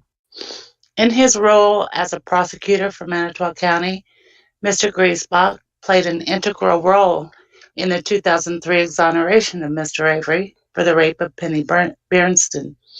And later, he was involved in decisions made during the early stages of the investigation into the death of Teresa Halbach, including drafting the initial search warrants for the Avery salvage yard. Beyond that, by his own representation, Mr. Griesbach, quote, becomes obsessed with the Avery case, unquote, in 2003. More than 12 years before Making a Murderer premiered, and more than 15 years before Mr. Colborn retained Mr. Griesbach as his counsel. He is the author of 3 books about Mr. Avery and Making a Murderer, including Unreasonable Inferences, the true story of a wrongful conviction and its astonishing aftermath in 2010, The Innocent Killer, a true story of a wrongful conviction and its astonishing aftermath, 2014, and Indefensible, The Missing Truth About Stephen Avery, Teresa Halbach, and Making a Murderer, 2016. The last of which was published more than 2 years before he began representing Mr. Colborn. He has, quote, spoken out extensively on radio, television, and print interviews about how Stephen Avery was, to use a colloquial term, screwed over by the former sheriff and DA, unquote. And he had given, quote, numerous media interviews, unquote, regarding Making a Murderer. In fact, he was even interviewed by Netflix's co-defendants, Laura Ricciardi and Moira Demos, the producer defendants, and appeared in episode 1 of the series. In short, Mr. Griesbach is in possession of documents and communications of great relevance to Netflix's defense. Netflix, therefore, served on Mr. Griesbach a third-party subpoena pursuant to the federal rules on February 10, 2022, seeking discovery of documents and communications related, in general, to the research, drafting, and fact-checking of his books. To his communications regarding Making a Murderer, Netflix and the producer defendants, and to his work while assistant district attorney on the Penny Bernstein case, Teresa Halbach cases, see example 1. On February 24, 2022, Mr. Griesbach served objections to the subpoena and refused to produce even a single responsive document. CX number 2. On March 8, Netflix provided a deficiency letter to Mr. Griesbach, which included a request to meet and confer regarding the subpoena. That meeting between counsel occurred on March 11. As confirmed in emails memorializing the discussion, counsel for Mr. Griesbach made clear during the meet and confer that his client did not plan to produce any documents responsive to the subpoena. Accordingly, Netflix now respectfully requests that the court order Mr. Griesbach to produce documents responsive to the subpoena. Mr. Griesbach is far from a stranger to this case. Unlike a more typical third party, he is fully aware of the claims and defenses at issue. Indeed, the state court complaint that commenced this action bears his signature, and his signature alone. Presumably then, Mr. Griesbach should have no trouble locating documents responsive to the subpoena or understanding their materiality. His vague claims regarding relevance, burden, and overbreadth thus fall flat. Indeed, his status as counsel of record in this case reduces the burden he might otherwise face, and, as explained in further detail in Section 3 infra, that status in no way excuses him from the obligation he faces as a fact witness. Meanwhile, Netflix's subpoena to Mr. Griesbach seeks discovery of non-privileged information that is not only relevant but central to its defenses in this action, and that is unavailable from other sources. Thus, for all the reasons discussed herein, the court should compel Mr. Griesbach's compliance with the subpoena. 1. The federal rules of civil procedure favor broad discovery. Mr. Griesbach objected to the subpoena on the grounds that the evidence is not relevant pursuant to FedR Evidence 401, and that it seek information and material that could never be admitted into evidence. However, the federal rules of civil procedure are very clear that discovery is to be, quote, broad and liberal, end quote. The text of Rule 26 enshrines this presumption in favor of discovery. Quote, parties may obtain discovery regarding any non-privileged matter that is relevant to any party's claim or defense and proportional to the needs of the case, unquote. And as Rule 26 makes explicit, information which the scope of discovery need not be admissible in evidence to be discoverable. In discovery, what is relevant includes more than what is admissible at trial. Relevance in discovery is broader than relevance at trial. During discovery, a broad range of potentially useful information should be allowed when it pertains to issues raised by the party's claims. Internal marks and citations omitted. The scope of information that can be sought through a third-party subpoena is as broad as what is otherwise permitted under Rule 26(b)(1). And the general criterion for judicial review of subpoenas, including subpoenas directed at third parties, is whether the subpoena is reasonable in the circumstances.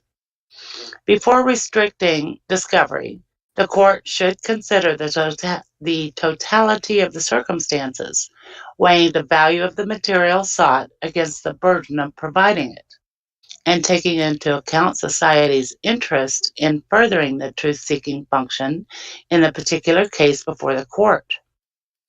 Factors courts must consider when presented with a motion to compel include timeliness, good cause, utility, and materiality. 2. The discovery sought by Netflix is neither overly broad nor unduly burdensome, and Mr. Griesbach has failed to demonstrate otherwise. Mr. Griesbach argues, in a single conclusory sentence, that Netflix's discovery, quote, requests are overboard and unduly burdensome, end quote. But his objections fail to address a single one of Netflix's requests individually or to explain why any particular request is improper. Such wrote, facially deficient objections are tantamount to no objections at all and are ineffectual, as every court in the country has held. The burden rests upon the objecting party to show why a particular discovery request is improper. This is true even on motions to compel directed at third parties. And even if the subpoena is broad, thus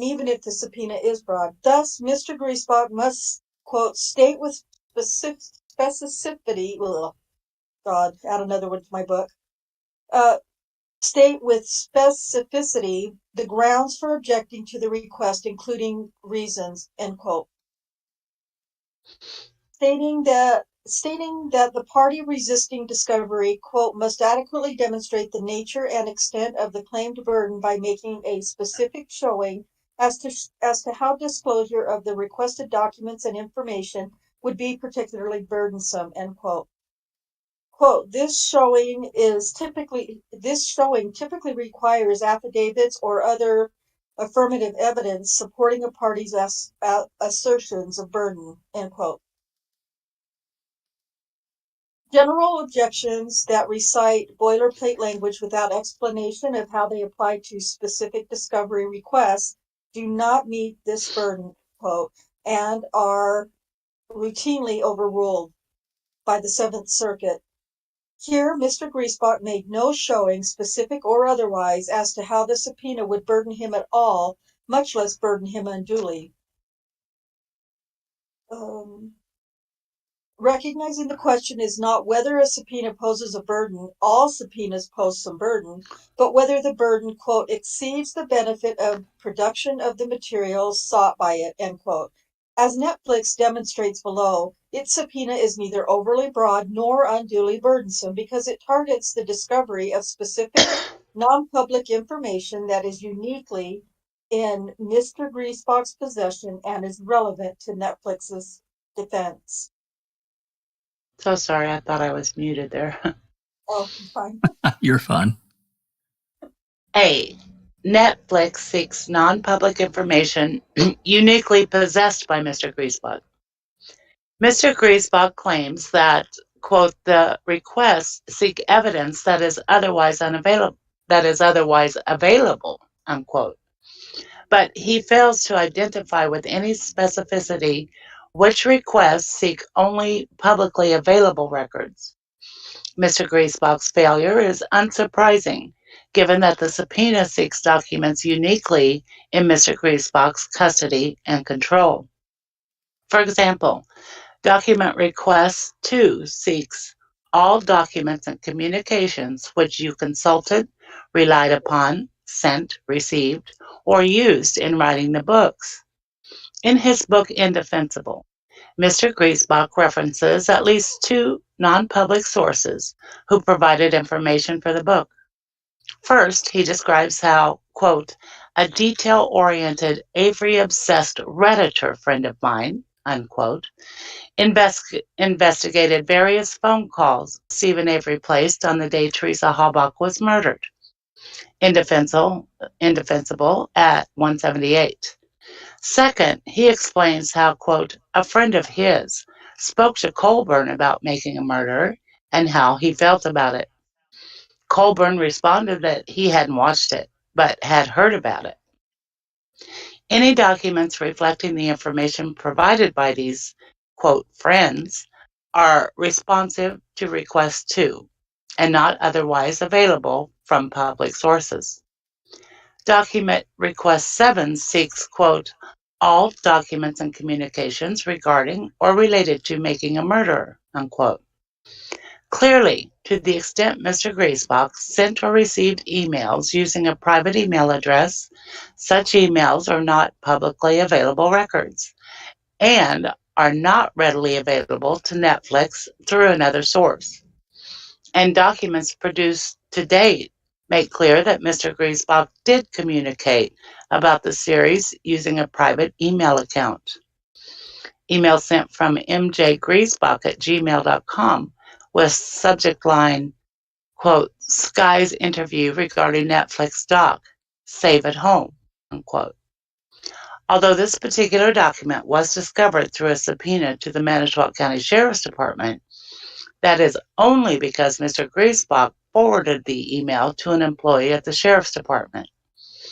Unless Mr. Griesbach forwarded every personal email to an employee of the Sheriff's Department, he is certainly in possession of other responsive, non-public information.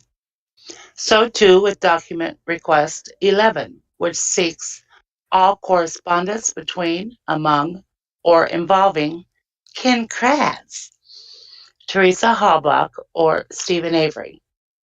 According to a separate document obtained by Netflix in November 2005, Mr. Griesbach had a private meeting with Ken Kratz, Mark Rohr, and Detective Uyghur, during which the decision was made to apply for a search warrant for the Avery salvage yard. According to this record, the meeting attendees also decided that the Calumet County Sheriff's Department would lead the investigation due to maybe a conflict of interest. Indeed, Mr. Griesbach recounts some of these details in Indefensible, when he explains that both he and Rohr felt that with Avery's wrongful conviction lawsuit still pending, there'd be a conflict of interest if Manitowoc County continued to be involved. Indefensible at 40. It is thus clear that Mr. Griesbach has non-public information that is relevant to this case. What's more, Mr. Griesbach's assertions that Netflix seeks documents that are otherwise publicly available is directly contradicted by his separate objection that the requested information is protected because of its proprietary nature. These objections are mutually exclusive, and to date, Mr. Griesbach has failed to identify what information that Netflix seeks is allegedly available from other public sources. B. The information Netflix seeks is relevant to its defenses in this action. As noted above, the federal rules construe relevancy so broadly that relevant information need not itself directly bear on an issue in the case, but merely lead to other matters that could bear on any issues that is or may be in the case. And a bare representation that the information subpoenaed is not relevant is, quote, not enough to establish an undue burden under Rule 45 or to show some other exceptional circumstance that would justify prohibiting the discovery altogether, end quote. Netflix's subpoena to Mr. Griesbach easily clears this low bar. One obvious example illustrating the relevance of the requested documents relates to Mr. Colburn's allegation that defendants, quote, led viewers to falsely conclude that plaintiff learned of Avery's 1985 wrongful conviction for the rape of Penny Bernston approximately 8 years before he was released, but covered it up, end quote. Mr. Colburn alleges various specific facts with respect to a phone call he received regarding the identity of an actual perpetrator, and he contends that quote, defendants Rishardi and Demos strategically spliced and omitted portions of plaintiff's trial testimony to distort the facts and nature of the 1994 or 1995 telephone call, end quote. Specifically, he alleges that, quote, that he, quote, does not believe the caller mentioned the name of the man, end quote, identified by the caller as the perpetrator, and that Mr. Colburn's 2003 written statement regarding this call, quote, was promptly delivered to the Attorney General along with all other documents pertaining to her review, end quote. In order for a statement to be defamatory, it must be materially false. Netflix is therefore entitled to defend itself by arguing that the underlying statements in Making a Murderer are substantially true. The sign The sine qua non of recovery for defamation is the existence of a falsehood, end quote. That was a rough one to read. Discussing doctrine of substantial truth. Based on various public statements by Mr. Griesbach, Netflix reasonably believes that he possesses information relevant to this case. For example, during Mr. Griesbach's time as Assistant District Attorney, he was personally involved in Manitowoc County's investigation of and response to Stephen Avery's 2003 exoneration in the rape case that wrongfully sent him to prison for 18 years. As a long-time assistant district attorney, Griesbach was with then District Attorney Mark Rohrer when the state crime lab called to notify him that DNA testing ruled out Avery as the culprit in the 1985 rape.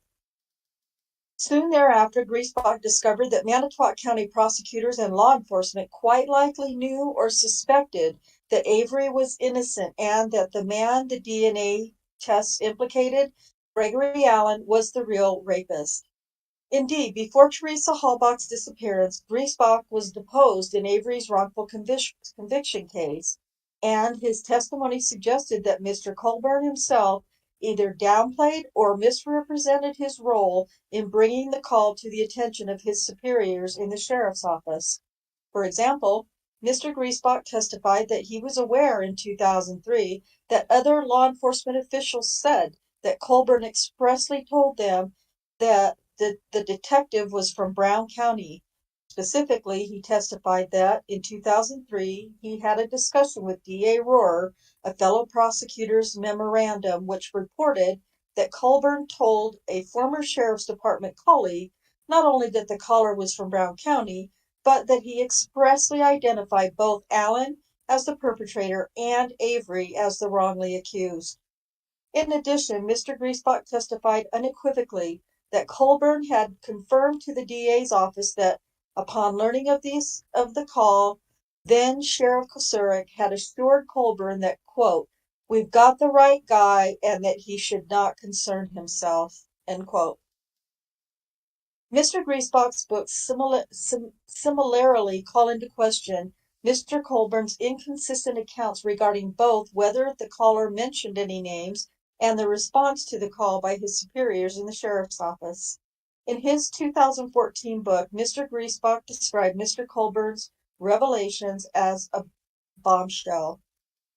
A detective from Green Bay called the Manitowoc County Jail to report that an inmate in their jail was claiming that he had raped a woman jogging on a beach in Manitowoc County 10 years earlier. The inmate claimed that someone else had been convicted of the assault and was presently serving time in prison for a crime he didn't commit. Former Sheriff's Department Chief Investigator Eugene Couchet told the ADA that Andy Colburn was the corrections officer who spoke with the Green Bay detective, and that Colburn got word of it to Sheriff Tom Kucerik. Got word of it to Sheriff Tom Kucerik. But according to Couchet, the sheriff told Colburn and a detective to stay out of it. They already had the right guy. And Colburn doesn't recall if the Green Bay detective mentioned the confessing inmate's name, but Gregory Allen was in the Brown County Jail at the time. Further, Mr. Griesbach states unequivocally in his book that Colburn's 2003 report regarding the telephone call was, quote, "hidden in the sheriff's safe," end quote, not delivered promptly to the Attorney General as Mr. Colburn contends in his action. The evidence related to this phone call is not the only evidence related to this case that Mr. Griesbach possesses. As another example, in the second amended complaint, Mr. Colburn alleges that defendants, in concert, quote, heavily edited portions of plaintiff's trial testimony in order to manipulate viewers to falsely conclude that he and other officers planted Halbach's SUV in the salvage yard, end quote. Colburn then alleges that, quote, defendants jointly and severally with actual malice led viewers to the inescapable but false conclusion that plaintiff and MTSO Lieutenant James Link planted the ignition key for Hallbach's SUV in Avery's bedroom, end quote. Again, Netflix is entitled to conduct discovery aimed at establishing the truth of what Making a Murderer says about how Mr. Avery used the discovery of Miss Hallbach's car key to buttress his frame-up defense. Mr. Griesbach's own books make clear he is in possession of evidence relevant to this endeavor. On page 221 of The Innocent Killer, Mr. Griesbach details the after Teresa Hallbach's RAV4 was discovered at the Avery salvage yard, end quote. He, quote, helped draft the initial search warrant, end quote, for the Avery property. The searches by Calumet County officers alone yielded nothing, Mr. Griesbach wrote.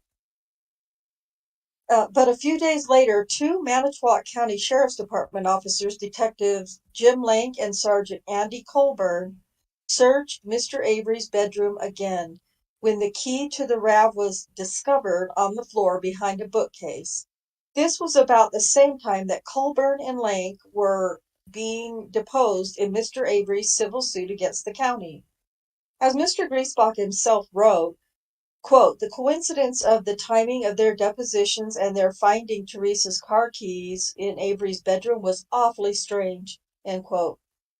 The precipitating cause of that search, however, was the search warrant Mr. Griesbach personally helped draft. Thus, the, quote, documents and communications he consulted in his preparation of the initial search warrant for the Avery property, end quote, are clearly relevant and discoverable. As yet another example, Mr. Colburn alleged that Making a Murderer and not Mr. Avery's trial itself or news reports published at the time of trial harmed his reputation, even destroying his decades-long marriage. Wow. Just as it is entitled to engage in discovery at the element of Mr. Colburn's defamation claim related to material falsity, Netflix is entitled to engage in discovery on Mr. Colburn's claims for damages, and Mr. Griesbach has personal knowledge and, in all likelihood, documentary evidence on this topic, which he details in his books. As an example, he writes about the, quote, considerable and irrational anger that was directed at anyone associated with Avery's exoneration, end quote. Once Mr. Avery was subsequently arrested for the murder of Teresa Hallbach, as well as the near even divide of public opinion on Avery's guilt for this. Mr. Griesbach writes that for the most part, people's opinions didn't evolve. Some thought that from the start that Avery was guilty of sin, and their opinions didn't change when Lank and Colburn found the keys. Others, however, were as convinced of a conspiracy to convict Mr. Avery. Other passages in Mr. Griesbach's book similarly undercut key allegations in Mr. Colburn's second amended complaint and are likely to lead to relevant evidence regarding community reactions to Making a Murder and the impact the documentary had, if any, on Mr. Colburn's reputation.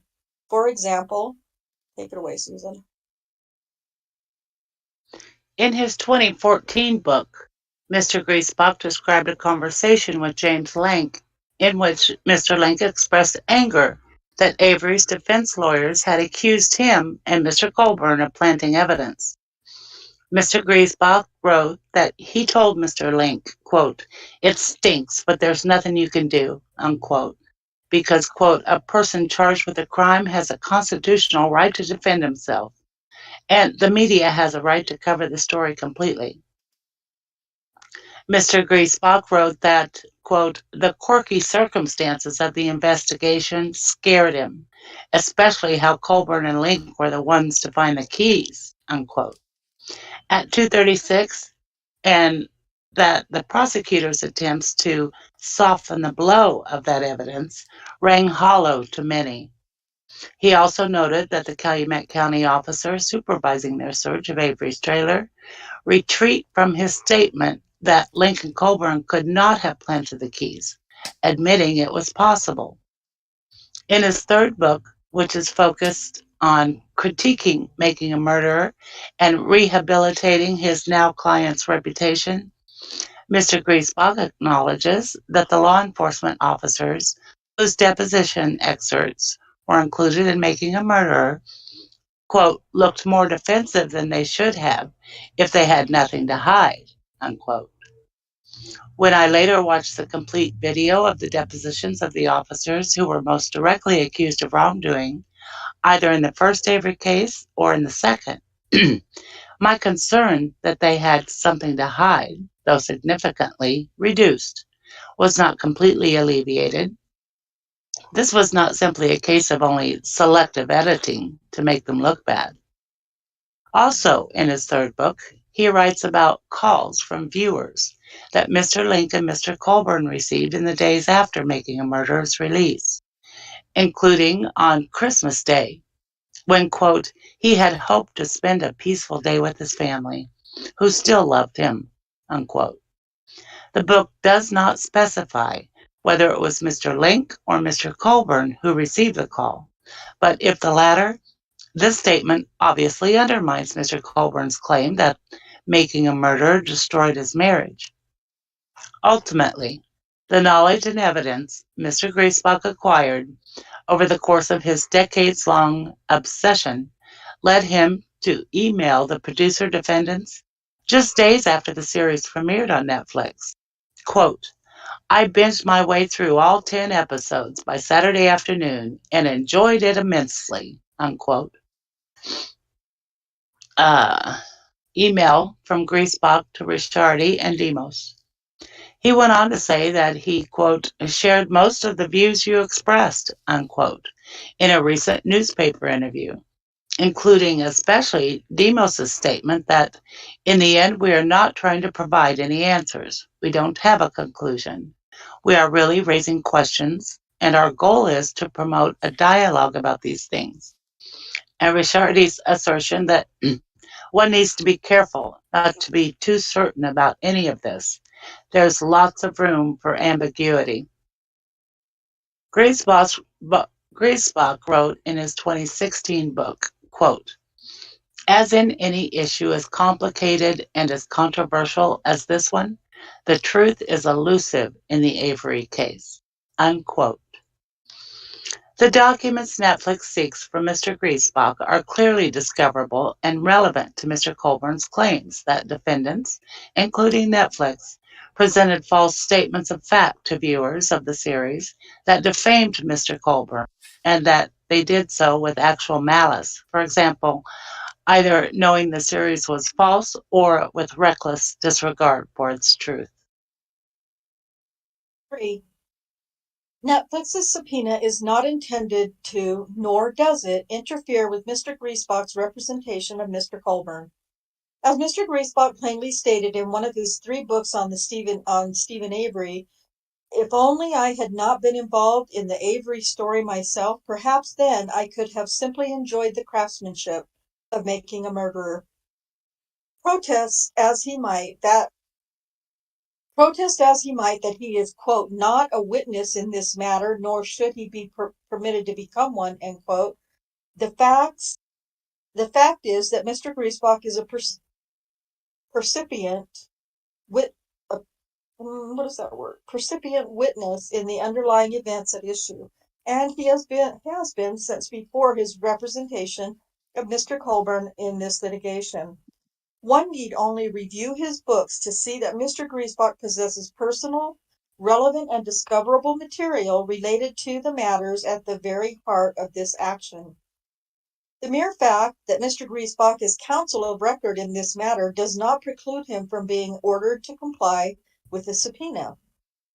Indeed, quote, it is clear that no special privilege or immunity shields a person from discovery simply because he or she is an attorney, or even an attorney for a party to the suit, end quote.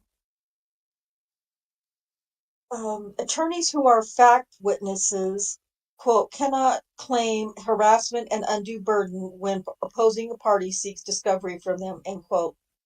Granting motion to compel discovery directed to counsel for opposing party for information not related to counsel's representation in the matter.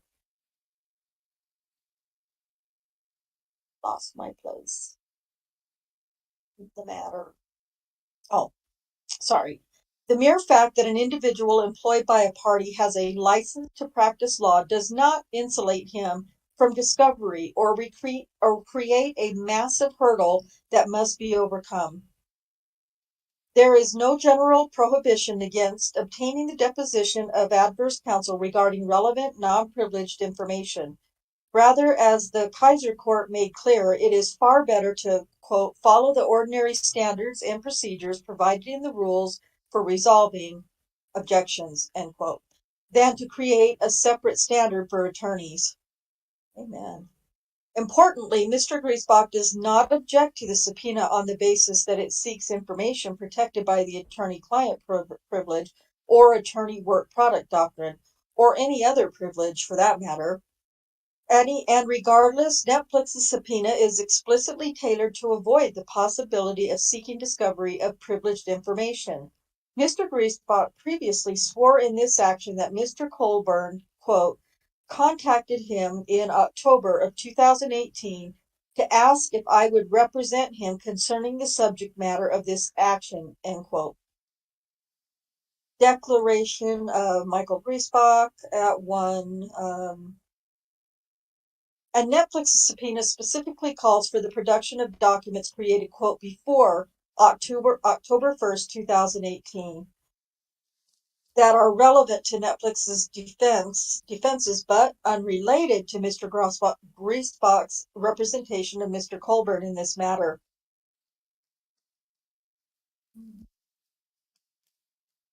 Plaintiff seeks information concerning counsel's own actions, all of which were taken before this litigation commenced. This is a distinction worth making. Where the attorney's conduct itself is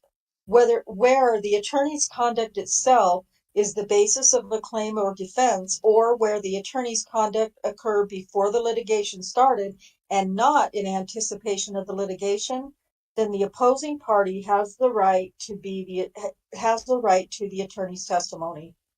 In other words, to the extent there exist privileged documents regarding the information sought by the subpoena, Netflix explicitly excluded those documents from the scope of its subpoena, and Mr. Griesbach's status as counsel for Mr. Colburn does not excuse him from complying with the subpoena. Conclusion. For the foregoing reasons, Netflix respectfully requests that this court issue an order compelling Mr. Griesbach to comply with the subpoena.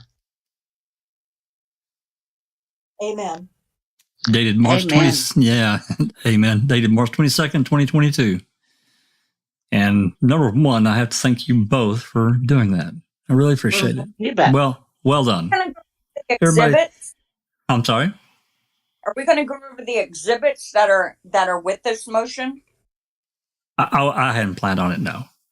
I mean, I don't even think I grabbed that document. I think I just grabbed this main one. I wasn't even sure that we were going to have time to actually read this document out. Okay. That's crazy, isn't it? Well, you know, it's just, you know, people have to understand that, as I said prior, we have the emails for Andrew Colburn was trying to get a lawyer. I think the first one I saw is somewhere around the 6th or the 8th of January 2016 that I've got. And there are a number of them over the course of, many months. No one took the hook. Now, we can only speculate that in the interim, Andrew wasn't getting any bites. Maybe, I don't know how many years. Anybody know how many years that Griesbach had as an ADA? I'm guessing 20 or 25 before he retired, Long time. I'm sorry? I don't remember, but I know it was a long time. Yeah, I'm thinking it was at least 20 years, probably longer than that, but nonetheless. It was 2003 that he turned down the DA's election, right?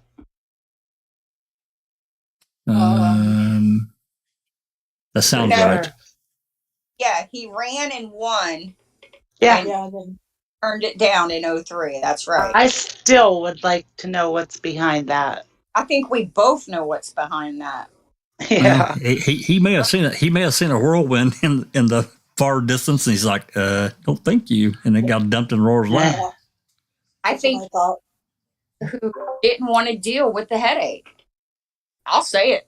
Yeah, well, it's very possible. I mean, we don't know what all drum beating was going on behind the curtain, and he probably did, right? Mm-hmm. Exactly. I mean, they could play like Stephen was going to get released and all that, but we all know it's that they all were communicating throughout this entire process. Of course they were. Yeah. Of course they were. And he's put his foot in it big time because he's wrote it and it's in the public domain through his books, you know. So I hope to God he's in so deep, it is unbelievable. And I hope to fuck that the judge on this case makes him hand over everything. So do I, Alice. Everything. Yeah. It'll be interesting to see how the judge handles. Yeah. They have, so basically they have an email from Griesbach to Maura or Laura. I think it's to Laura, not Maura. They have an email that he sent to her congratulating her on a well documentary. Yep. Yeah. That's right. Yeah, he binged it. Yeah. Like, yeah. And That was great. He included a link to his book on Amazon in the email. It's also interesting, you know, I have to question, you know, as I was talking a minute ago, over many months, you know, nobody's biting the hook, you know, that Andrew's throwing out to try to get a lawyer to take this lawsuit over a series he says he didn't watch. But were there conversations between Colburn and Griesbach while Griesbach was still in ADA? I have to question that. I have to, because he immediately retires. He takes the lawsuit. They were actually late in filing it, but they allowed it to come in anyway because there's a statute of limitations, right? 3 years or whatever it is. Yeah. Yeah. Mm-hmm. So they were a little late, but they allowed it to come in anyway. So I have to wonder what was going on. I don't know if that would be discoverable as far as a public viewing, but because that might get into some attorney-client stuff, and that's fine. I don't have a problem with that. But as an ADA still working for the county, he's not really, and he can't be Andrew's lawyer. He can't, because he's not retired in the civil and taken the case yet. Right. Yeah. So anyway,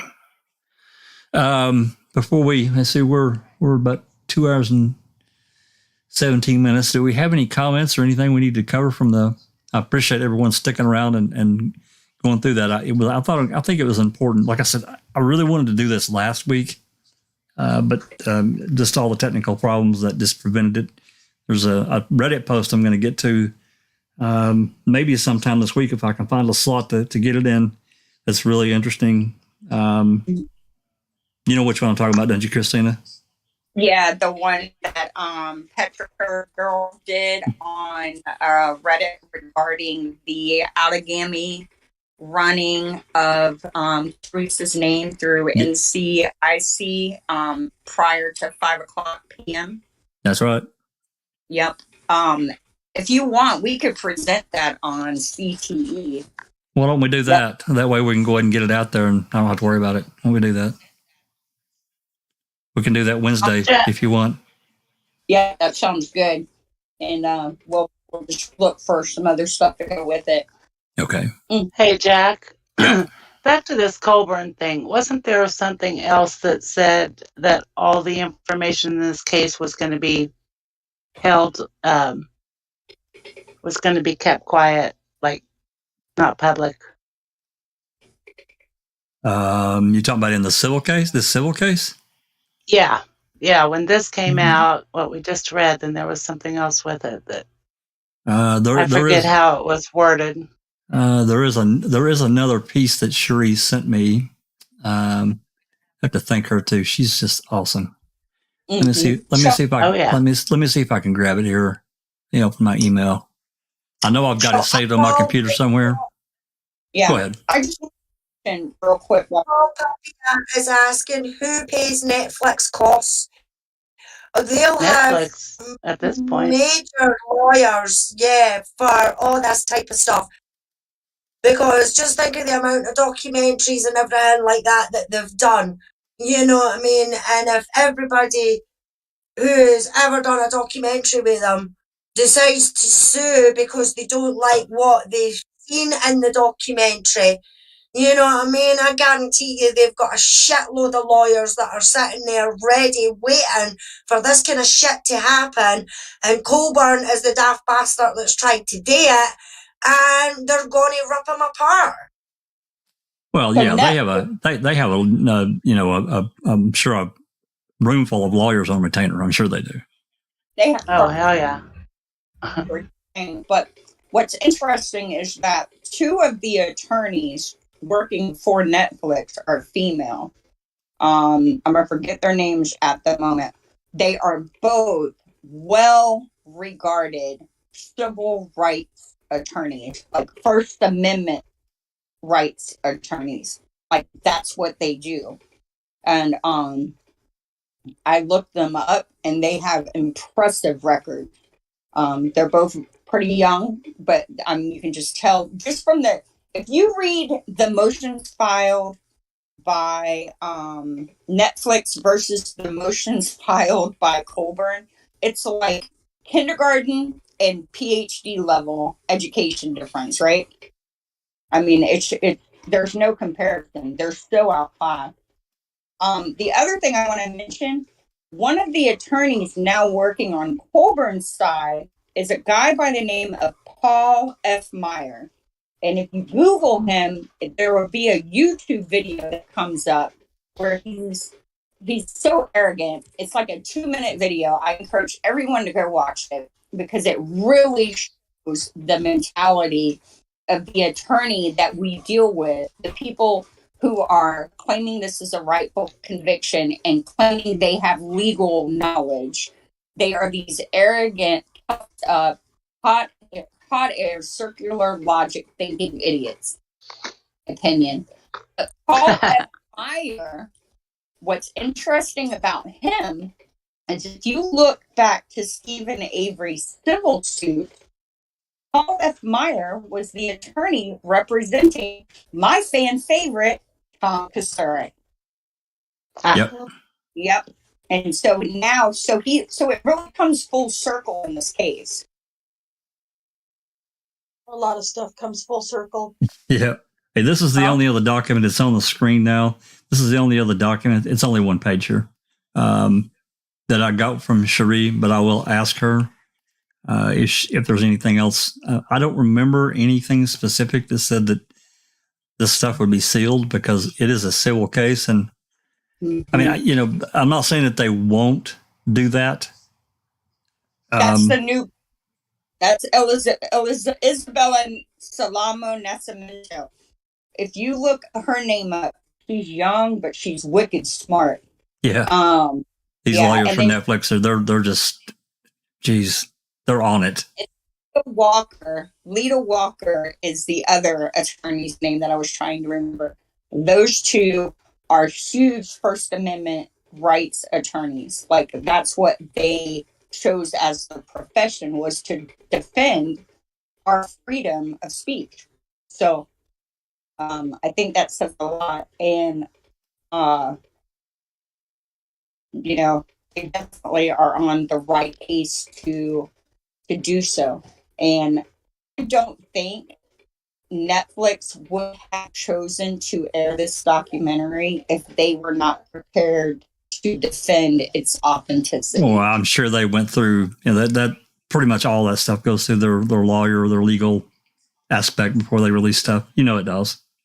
So, hey, before I get any further, Alice and Rhonda and anyone else, are there questions? Or looks like there's been kind of a good conversation going on. I really wasn't watching it. Anything we need to address? It looks like they're talking about the hood and the cable and the battery and everything. Oh, yeah. Yeah, great subject. Well, as Dr. Silkman has talked about. I'm sorry. Go ahead. No, they're just basically saying that they would have, no matter what, they would have had to have got into the car to release the hood. That's right.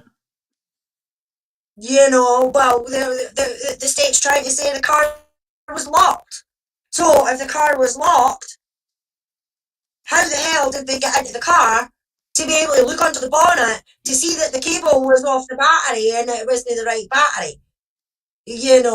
So, and I mean, as we say, that's a whole other probably full crime theory or a full open mic that we could do just on That that. happened at the crime lab once they got it open. Once they opened the lab. Now, here's something everyone may not know is that if you review O'Neill's transcript of his interview with Brendan, that there is a snippet of conversation in there where he said, make sure that the battery cables are disconnected per protocol. Cables, not cables. And most of us have always found it odd that both cables are disconnected, because anyone who works on cars knows if you want to kill the power to a vehicle, you just pop off the negative, right? Simple, super simple. But yet Wisconsin at that time had a thing where they had to disconnect both cables per law enforcement protocol. Well, in a lot of states, record drivers are trained to disconnect the battery before they haul a vehicle. It's just for safety reasons alone, right? Because you wouldn't want to spark, if there was a gas leak and a wreck, and that's just what they do, Yeah, they disconnect one, not both. Not both. No, typically no, not both. But disconnecting both is something that was required Wisconsin way. Yeah, but disconnecting cables is fine, but disconnecting cables and changing the battery, that's no fine.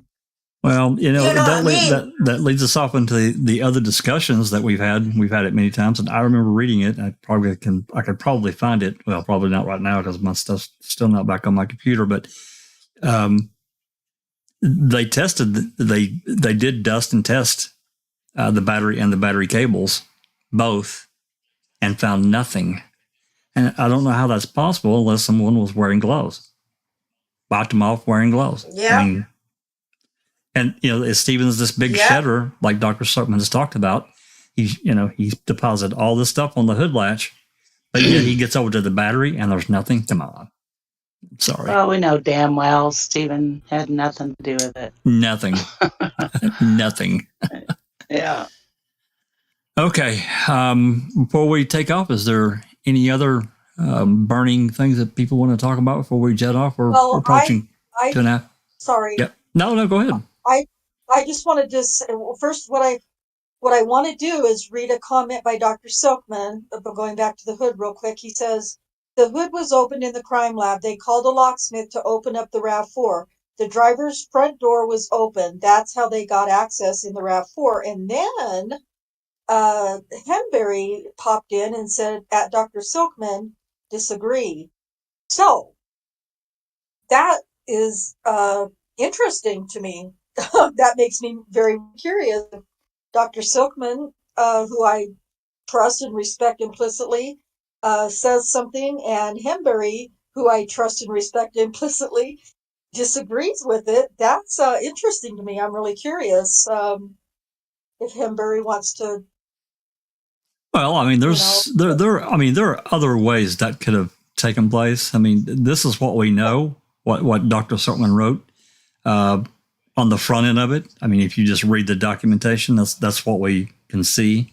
But there are other ways. So, it was open prior to it getting to the crime lab because the battery cables were disconnected.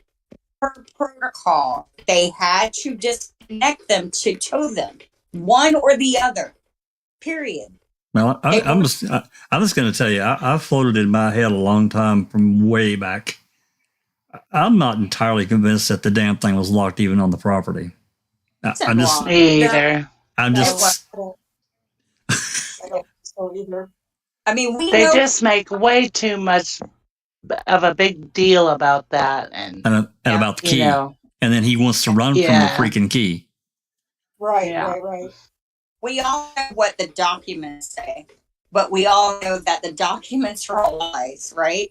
So, well, there's another end to this too. We questioned it, and I still question it. We kind of let a lot of stuff go because we get so jaded and tired of talking about it. But when Harrington was there at the crime lab, where were the cops at? Any special agents, anyone from Calumet or Manitowoc there, just to witness what was going on, right? I mean, wouldn't you think there would be a police officer there ready to, if there's something possibly inside that thing that they said was locked, they couldn't get in, ready to take notes or whatever, even to video what was going on and what they did. But no, we don't have that at all. If it was done, we don't see it. Yeah. They left it out of the narrative like the blunt object covered in blood. Kaboom Blam Zoom says the RAV was 1 gazillion %, because I don't know how to read that many zeros. That's good. Yeah, gazillion. That's a good one. Well, I mean, that's what I'm saying. Kaboom's been around long enough. He understands what I'm talking about. And because this flurry of activity that was around that RAV that afternoon, if it was locked, why? Right. Anyway. All right. So is there any, if there's nothing else about that, sorry, go ahead. I was done a long good night, but I just want to read. So we have that snippet of a report we shared in the beginning that talked about Harrington's activity and the bloody blunt object, right? Yep, that's right. We also have on the same day a report supposedly regarding, and this is Fassbender report 05-1776-167. And it says on Sunday, November 6, 2005, and I love this, in the late afternoon or early evening, while at the Avery salvage yard, Thomas Fassbender had telephone contact with crime lab analyst Steve Harrington. Yeah. Analyst Harrington advised they had gained entry into Teresa Halbach in a RAV4 vehicle. Analyst Harrington explained the RAV4 had been locked and they had to enlist. Was this the one I already read? I read it. I read it in the beginning. I thought this was a different one. No, it's the same one. It's 167. This is the one I got banned over. Okay, so can you just ignore what I was saying. Jack, I think you should, for people that have come in late, like Kimberly and Boom, and I don't know who else, maybe just read that one little part about that bloody tool again. No, I'll pop it up here. Hold on, I'll pop it up there. If I still got it. You close that one. Yeah, that's really crazy, isn't it, Susan? Like, it is. I think everybody's mouth. What the fuck? Yeah, that's what everybody in chat said as well, Susan, when it came out. But Kaboom says Pam went in. I could agree with that. I think she did. But for being a private eye, saying over the phone, should I open the car? You're supposed to be a private investigator, and you don't touch fuck all at a crime scene, you halfwit. Well, and also, we didn't discuss the bizarre tarping, right? They tarp it for... It was bizarre. So they tarp it because it's going to rain, to only remove the tarp when it begins to rain. I mean, seriously, that's just absurdity. Who is the affiant in this case? Who's writing this? Weird. And this Wiegert? one right here, this is Weird. Yeah, I mean, scroll up here and I'll show you. Yeah. I didn't even tell y'all how I ended up getting this. Blunt instrument. Yeah, Why it would said- they just say? Yeah, I don't know. Whereas Detective Mark Weigert of Calumet County, he's the one. This is Okay. his. Okay. Hey, And look. this is the Great. 7th? That's Jack. correct. Yeah. Jack, now the Yeah. letters are straight. I didn't look at it. I didn't notice. Yep, the letters are straight now. Well, this is a different one though. This is a different. Oh yeah, this is different. Oh, No, Yeah, this is. no, it's the, not. Yeah, this is a different one than you had. different. Yours is the Well, end. there's a lot of drafts, right? There's No. 21. There's 21 drafts. This is the disturbed dirt. This is the one that when you showed it before, where it says the sheriff or any constable, the Mm-mm. letters were uneven. No, yours is end of. It's not the same one. Yeah, it was Oh, end. Saying that it was the final property. Correct. I got you. Correct. Okay. So It's all anyway. right. Yeah. So anyway, yeah, this last line here, you can't typo that. You can't mistake it. That's an object with blood on it that's inside that RAV. Where the hell's it at? That's all I got. I don't know where else to go with it. I'm sure. I mean, it's hard to say. But that's curious. And I'm going to ask you. And if you don't want to answer here, that's fine. But I want you to tell me later. How did you get these? So a group of us were on a call in Mamma Holler, on our man chat. Yeah. And we were talking about search warrants and how they actually get them. And I said, there's an application, like a template. And I said, I want a copy of that. I want a copy of what they have to answer in order to take it in front of the DA to say, I have enough evidence to go, for you to go to a judge and give me a search warrant. And my thought process was they didn't do it, right? I was going to catch them in, with some BS or something. I don't know. I don't know what I thought I'd get, but I was curious. So I wrote them and I just asked for the application or template used to apply for a search warrant. And he wrote back, we don't have one or something. So then I was like, well, if you don't have that, how do you present your evidence to the district attorney in order for the district attorney to then go present it to a judge? Because remember, there's a narrative somewhere where they had to go to a judge's house and get him to sign it, right? Judge Poppy. Yeah, that's at the beginning. Yeah. So I knew they had to have something to take to the judge. And I was curious to see what would happen. So anyway, I asked him those questions. Well, he waited a while to respond, but when he responded, you know how it is when you deal with Weigert. It's not a consistent email chain. You request, Weigert writes a letter, Amanda emails you with the letter telling you to go blow yourself, right? Yep. If you want. So he sent me this letter. Basically, it was like, these are just questions. If you want something, fill out a request. I don't need to answer your questions. And it upset me because my questions didn't come out of the blue. They came as a result of you telling me you didn't have what I was looking for. So I took and I copy pasted like 4 months worth of emails and letters into one email and sent it to him and said to him, hey, I think you're forgetting how this conversation started because we don't have a consistent chain of conversation to follow. So I think you forgot the context. And now I want the application. I want all search warrants written. filed and not filed, and please and thank you.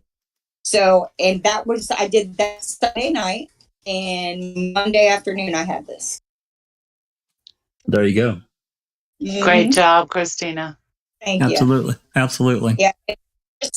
Let me just say thank you to Henberry, thank you to Jack, because they have taught me, and Jinx too, because Jinx shares her records requests, how she writes them, on Discord as well.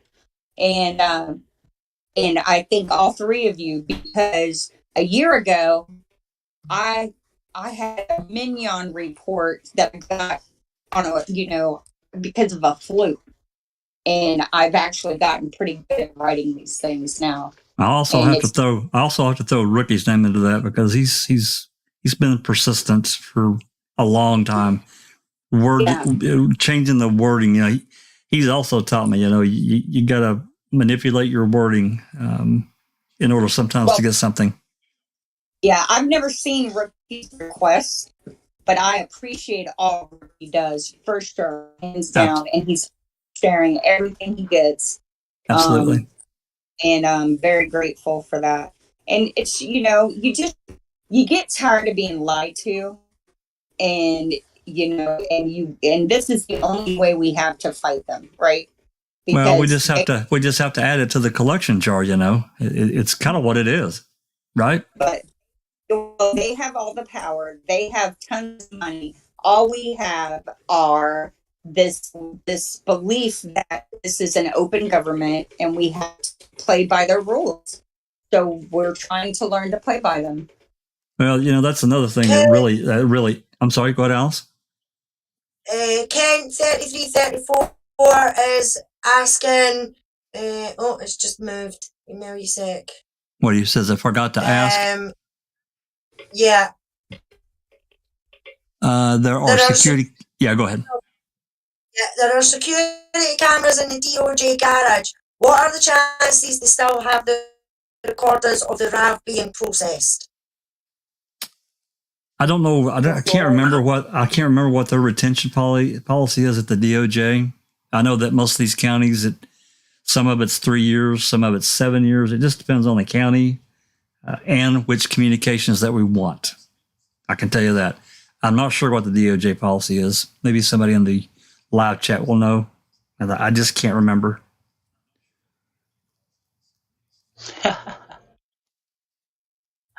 So that might be, I don't know, it might be worth writing a FOIA. That's a pretty easy one. Yeah. There's a narrative somewhere, I don't remember where I read it or heard it, where they're talking about putting up a camera to watch the back lot where the RAV that's one of the telco calls. Yeah, I remember it. They were talking about it because they called and wanted to move it. Remember? Yep. I just remember hearing it, filing it away in my head.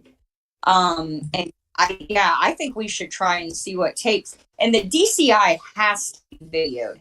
To be. I'm sorry? The DCI labs, yeah. There has to be surveillance there. Probably, but again, it's how long do they keep it? There's a retention, and once it passes that point, and that's not, if no one has requested a copy of that, I think that stands probably pretty true, so they can purge their system or whatever. But if somebody has requested copies of that, sometimes you can get lucky and get a copy of whatever. I still haven't heard back from the pretty big FOIA that I was submitted to Calumet County. There's 17 items on that list that. That's huge. I shared it with you.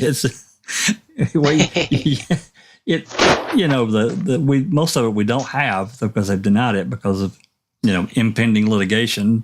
There is no litigation now. There's no case. The Court of Appeals has killed it. So there's absolutely no reason that they can't break the seal and make copies of what we're requesting. Which brings me. I'm sorry.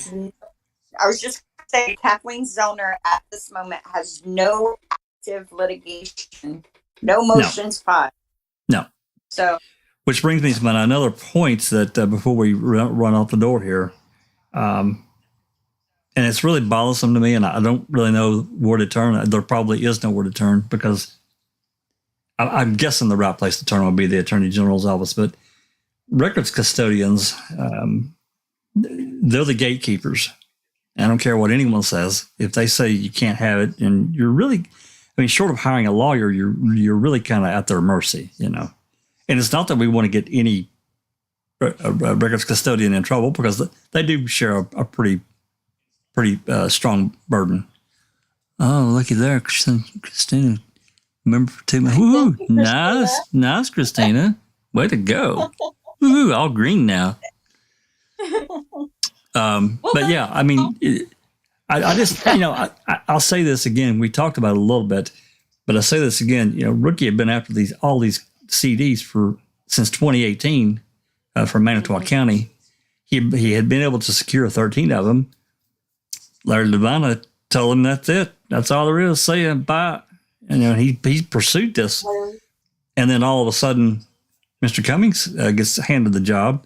Within a couple of weeks, he's like, "Oh, I found 35 CDs. What you need?" What? Yeah. I wonder if they find Pam Claflin's DNA, her sexual assault kit.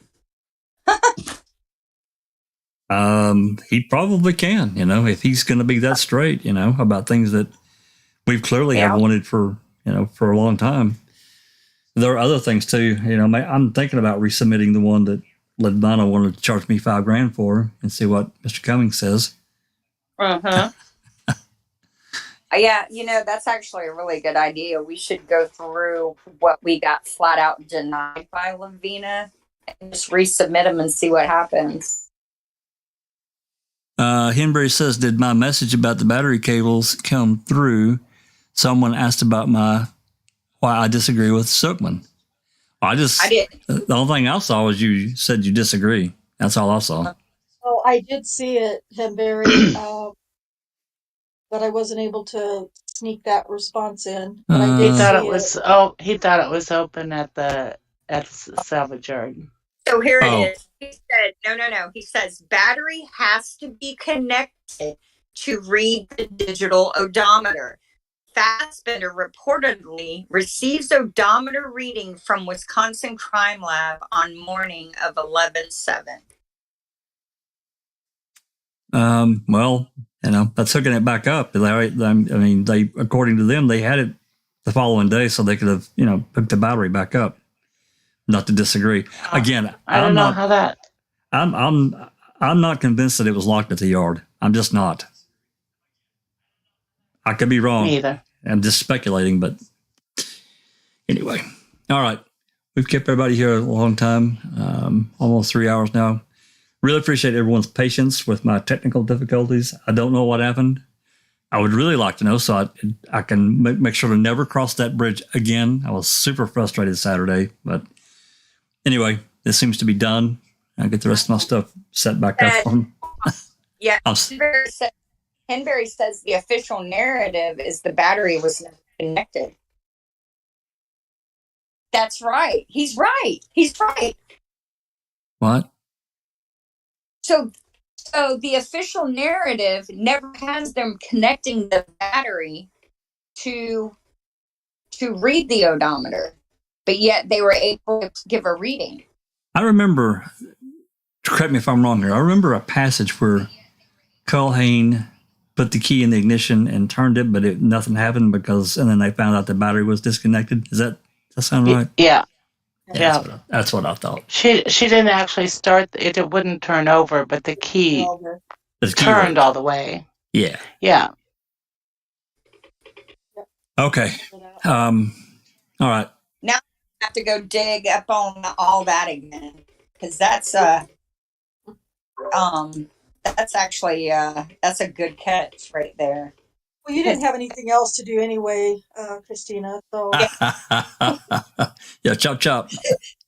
Okay. Well, we've got Auntie B for a change. He's saying, please go. It's 2 a.m. here and I'm shagged out. I don't want to miss anything. Yeah, we're fixing to get out of here, Andy. I promise. Just going to go down the list, see what plans people have got, and we're going to move on.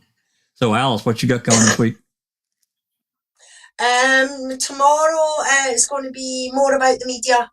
I thought I covered quite a bit of it last week, but there's more headlines. I want to maybe try and show a bit of the two documentaries as well, because one was done in 2007 and then one was done in 2021. So it's like 16 years difference between the two, but the people are still saying the same thing, that there's no way Luke did it. You talk about Murder in a Small Town?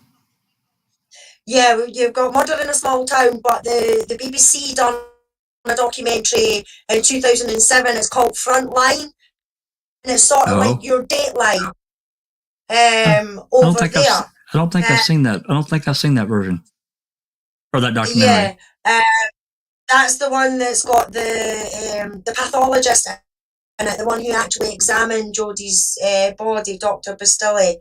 And he goes on about that he doesn't think that it would be likely that the person that killed Jodie would be covered in blood. You need to do that. You need to do that in rebuttal form. You can show video from someone else in rebuttal form. So just keep that in mind. Yeah. What time tomorrow? Yeah, well, I've been lucky doing Murder in a Small Town. We're doing that last week.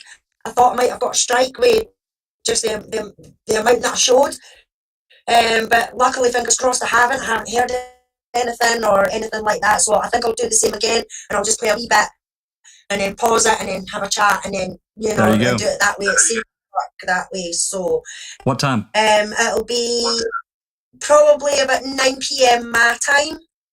So 2 Central or 3 Central. Yeah, something like that. Yeah. Okay. Alrighty.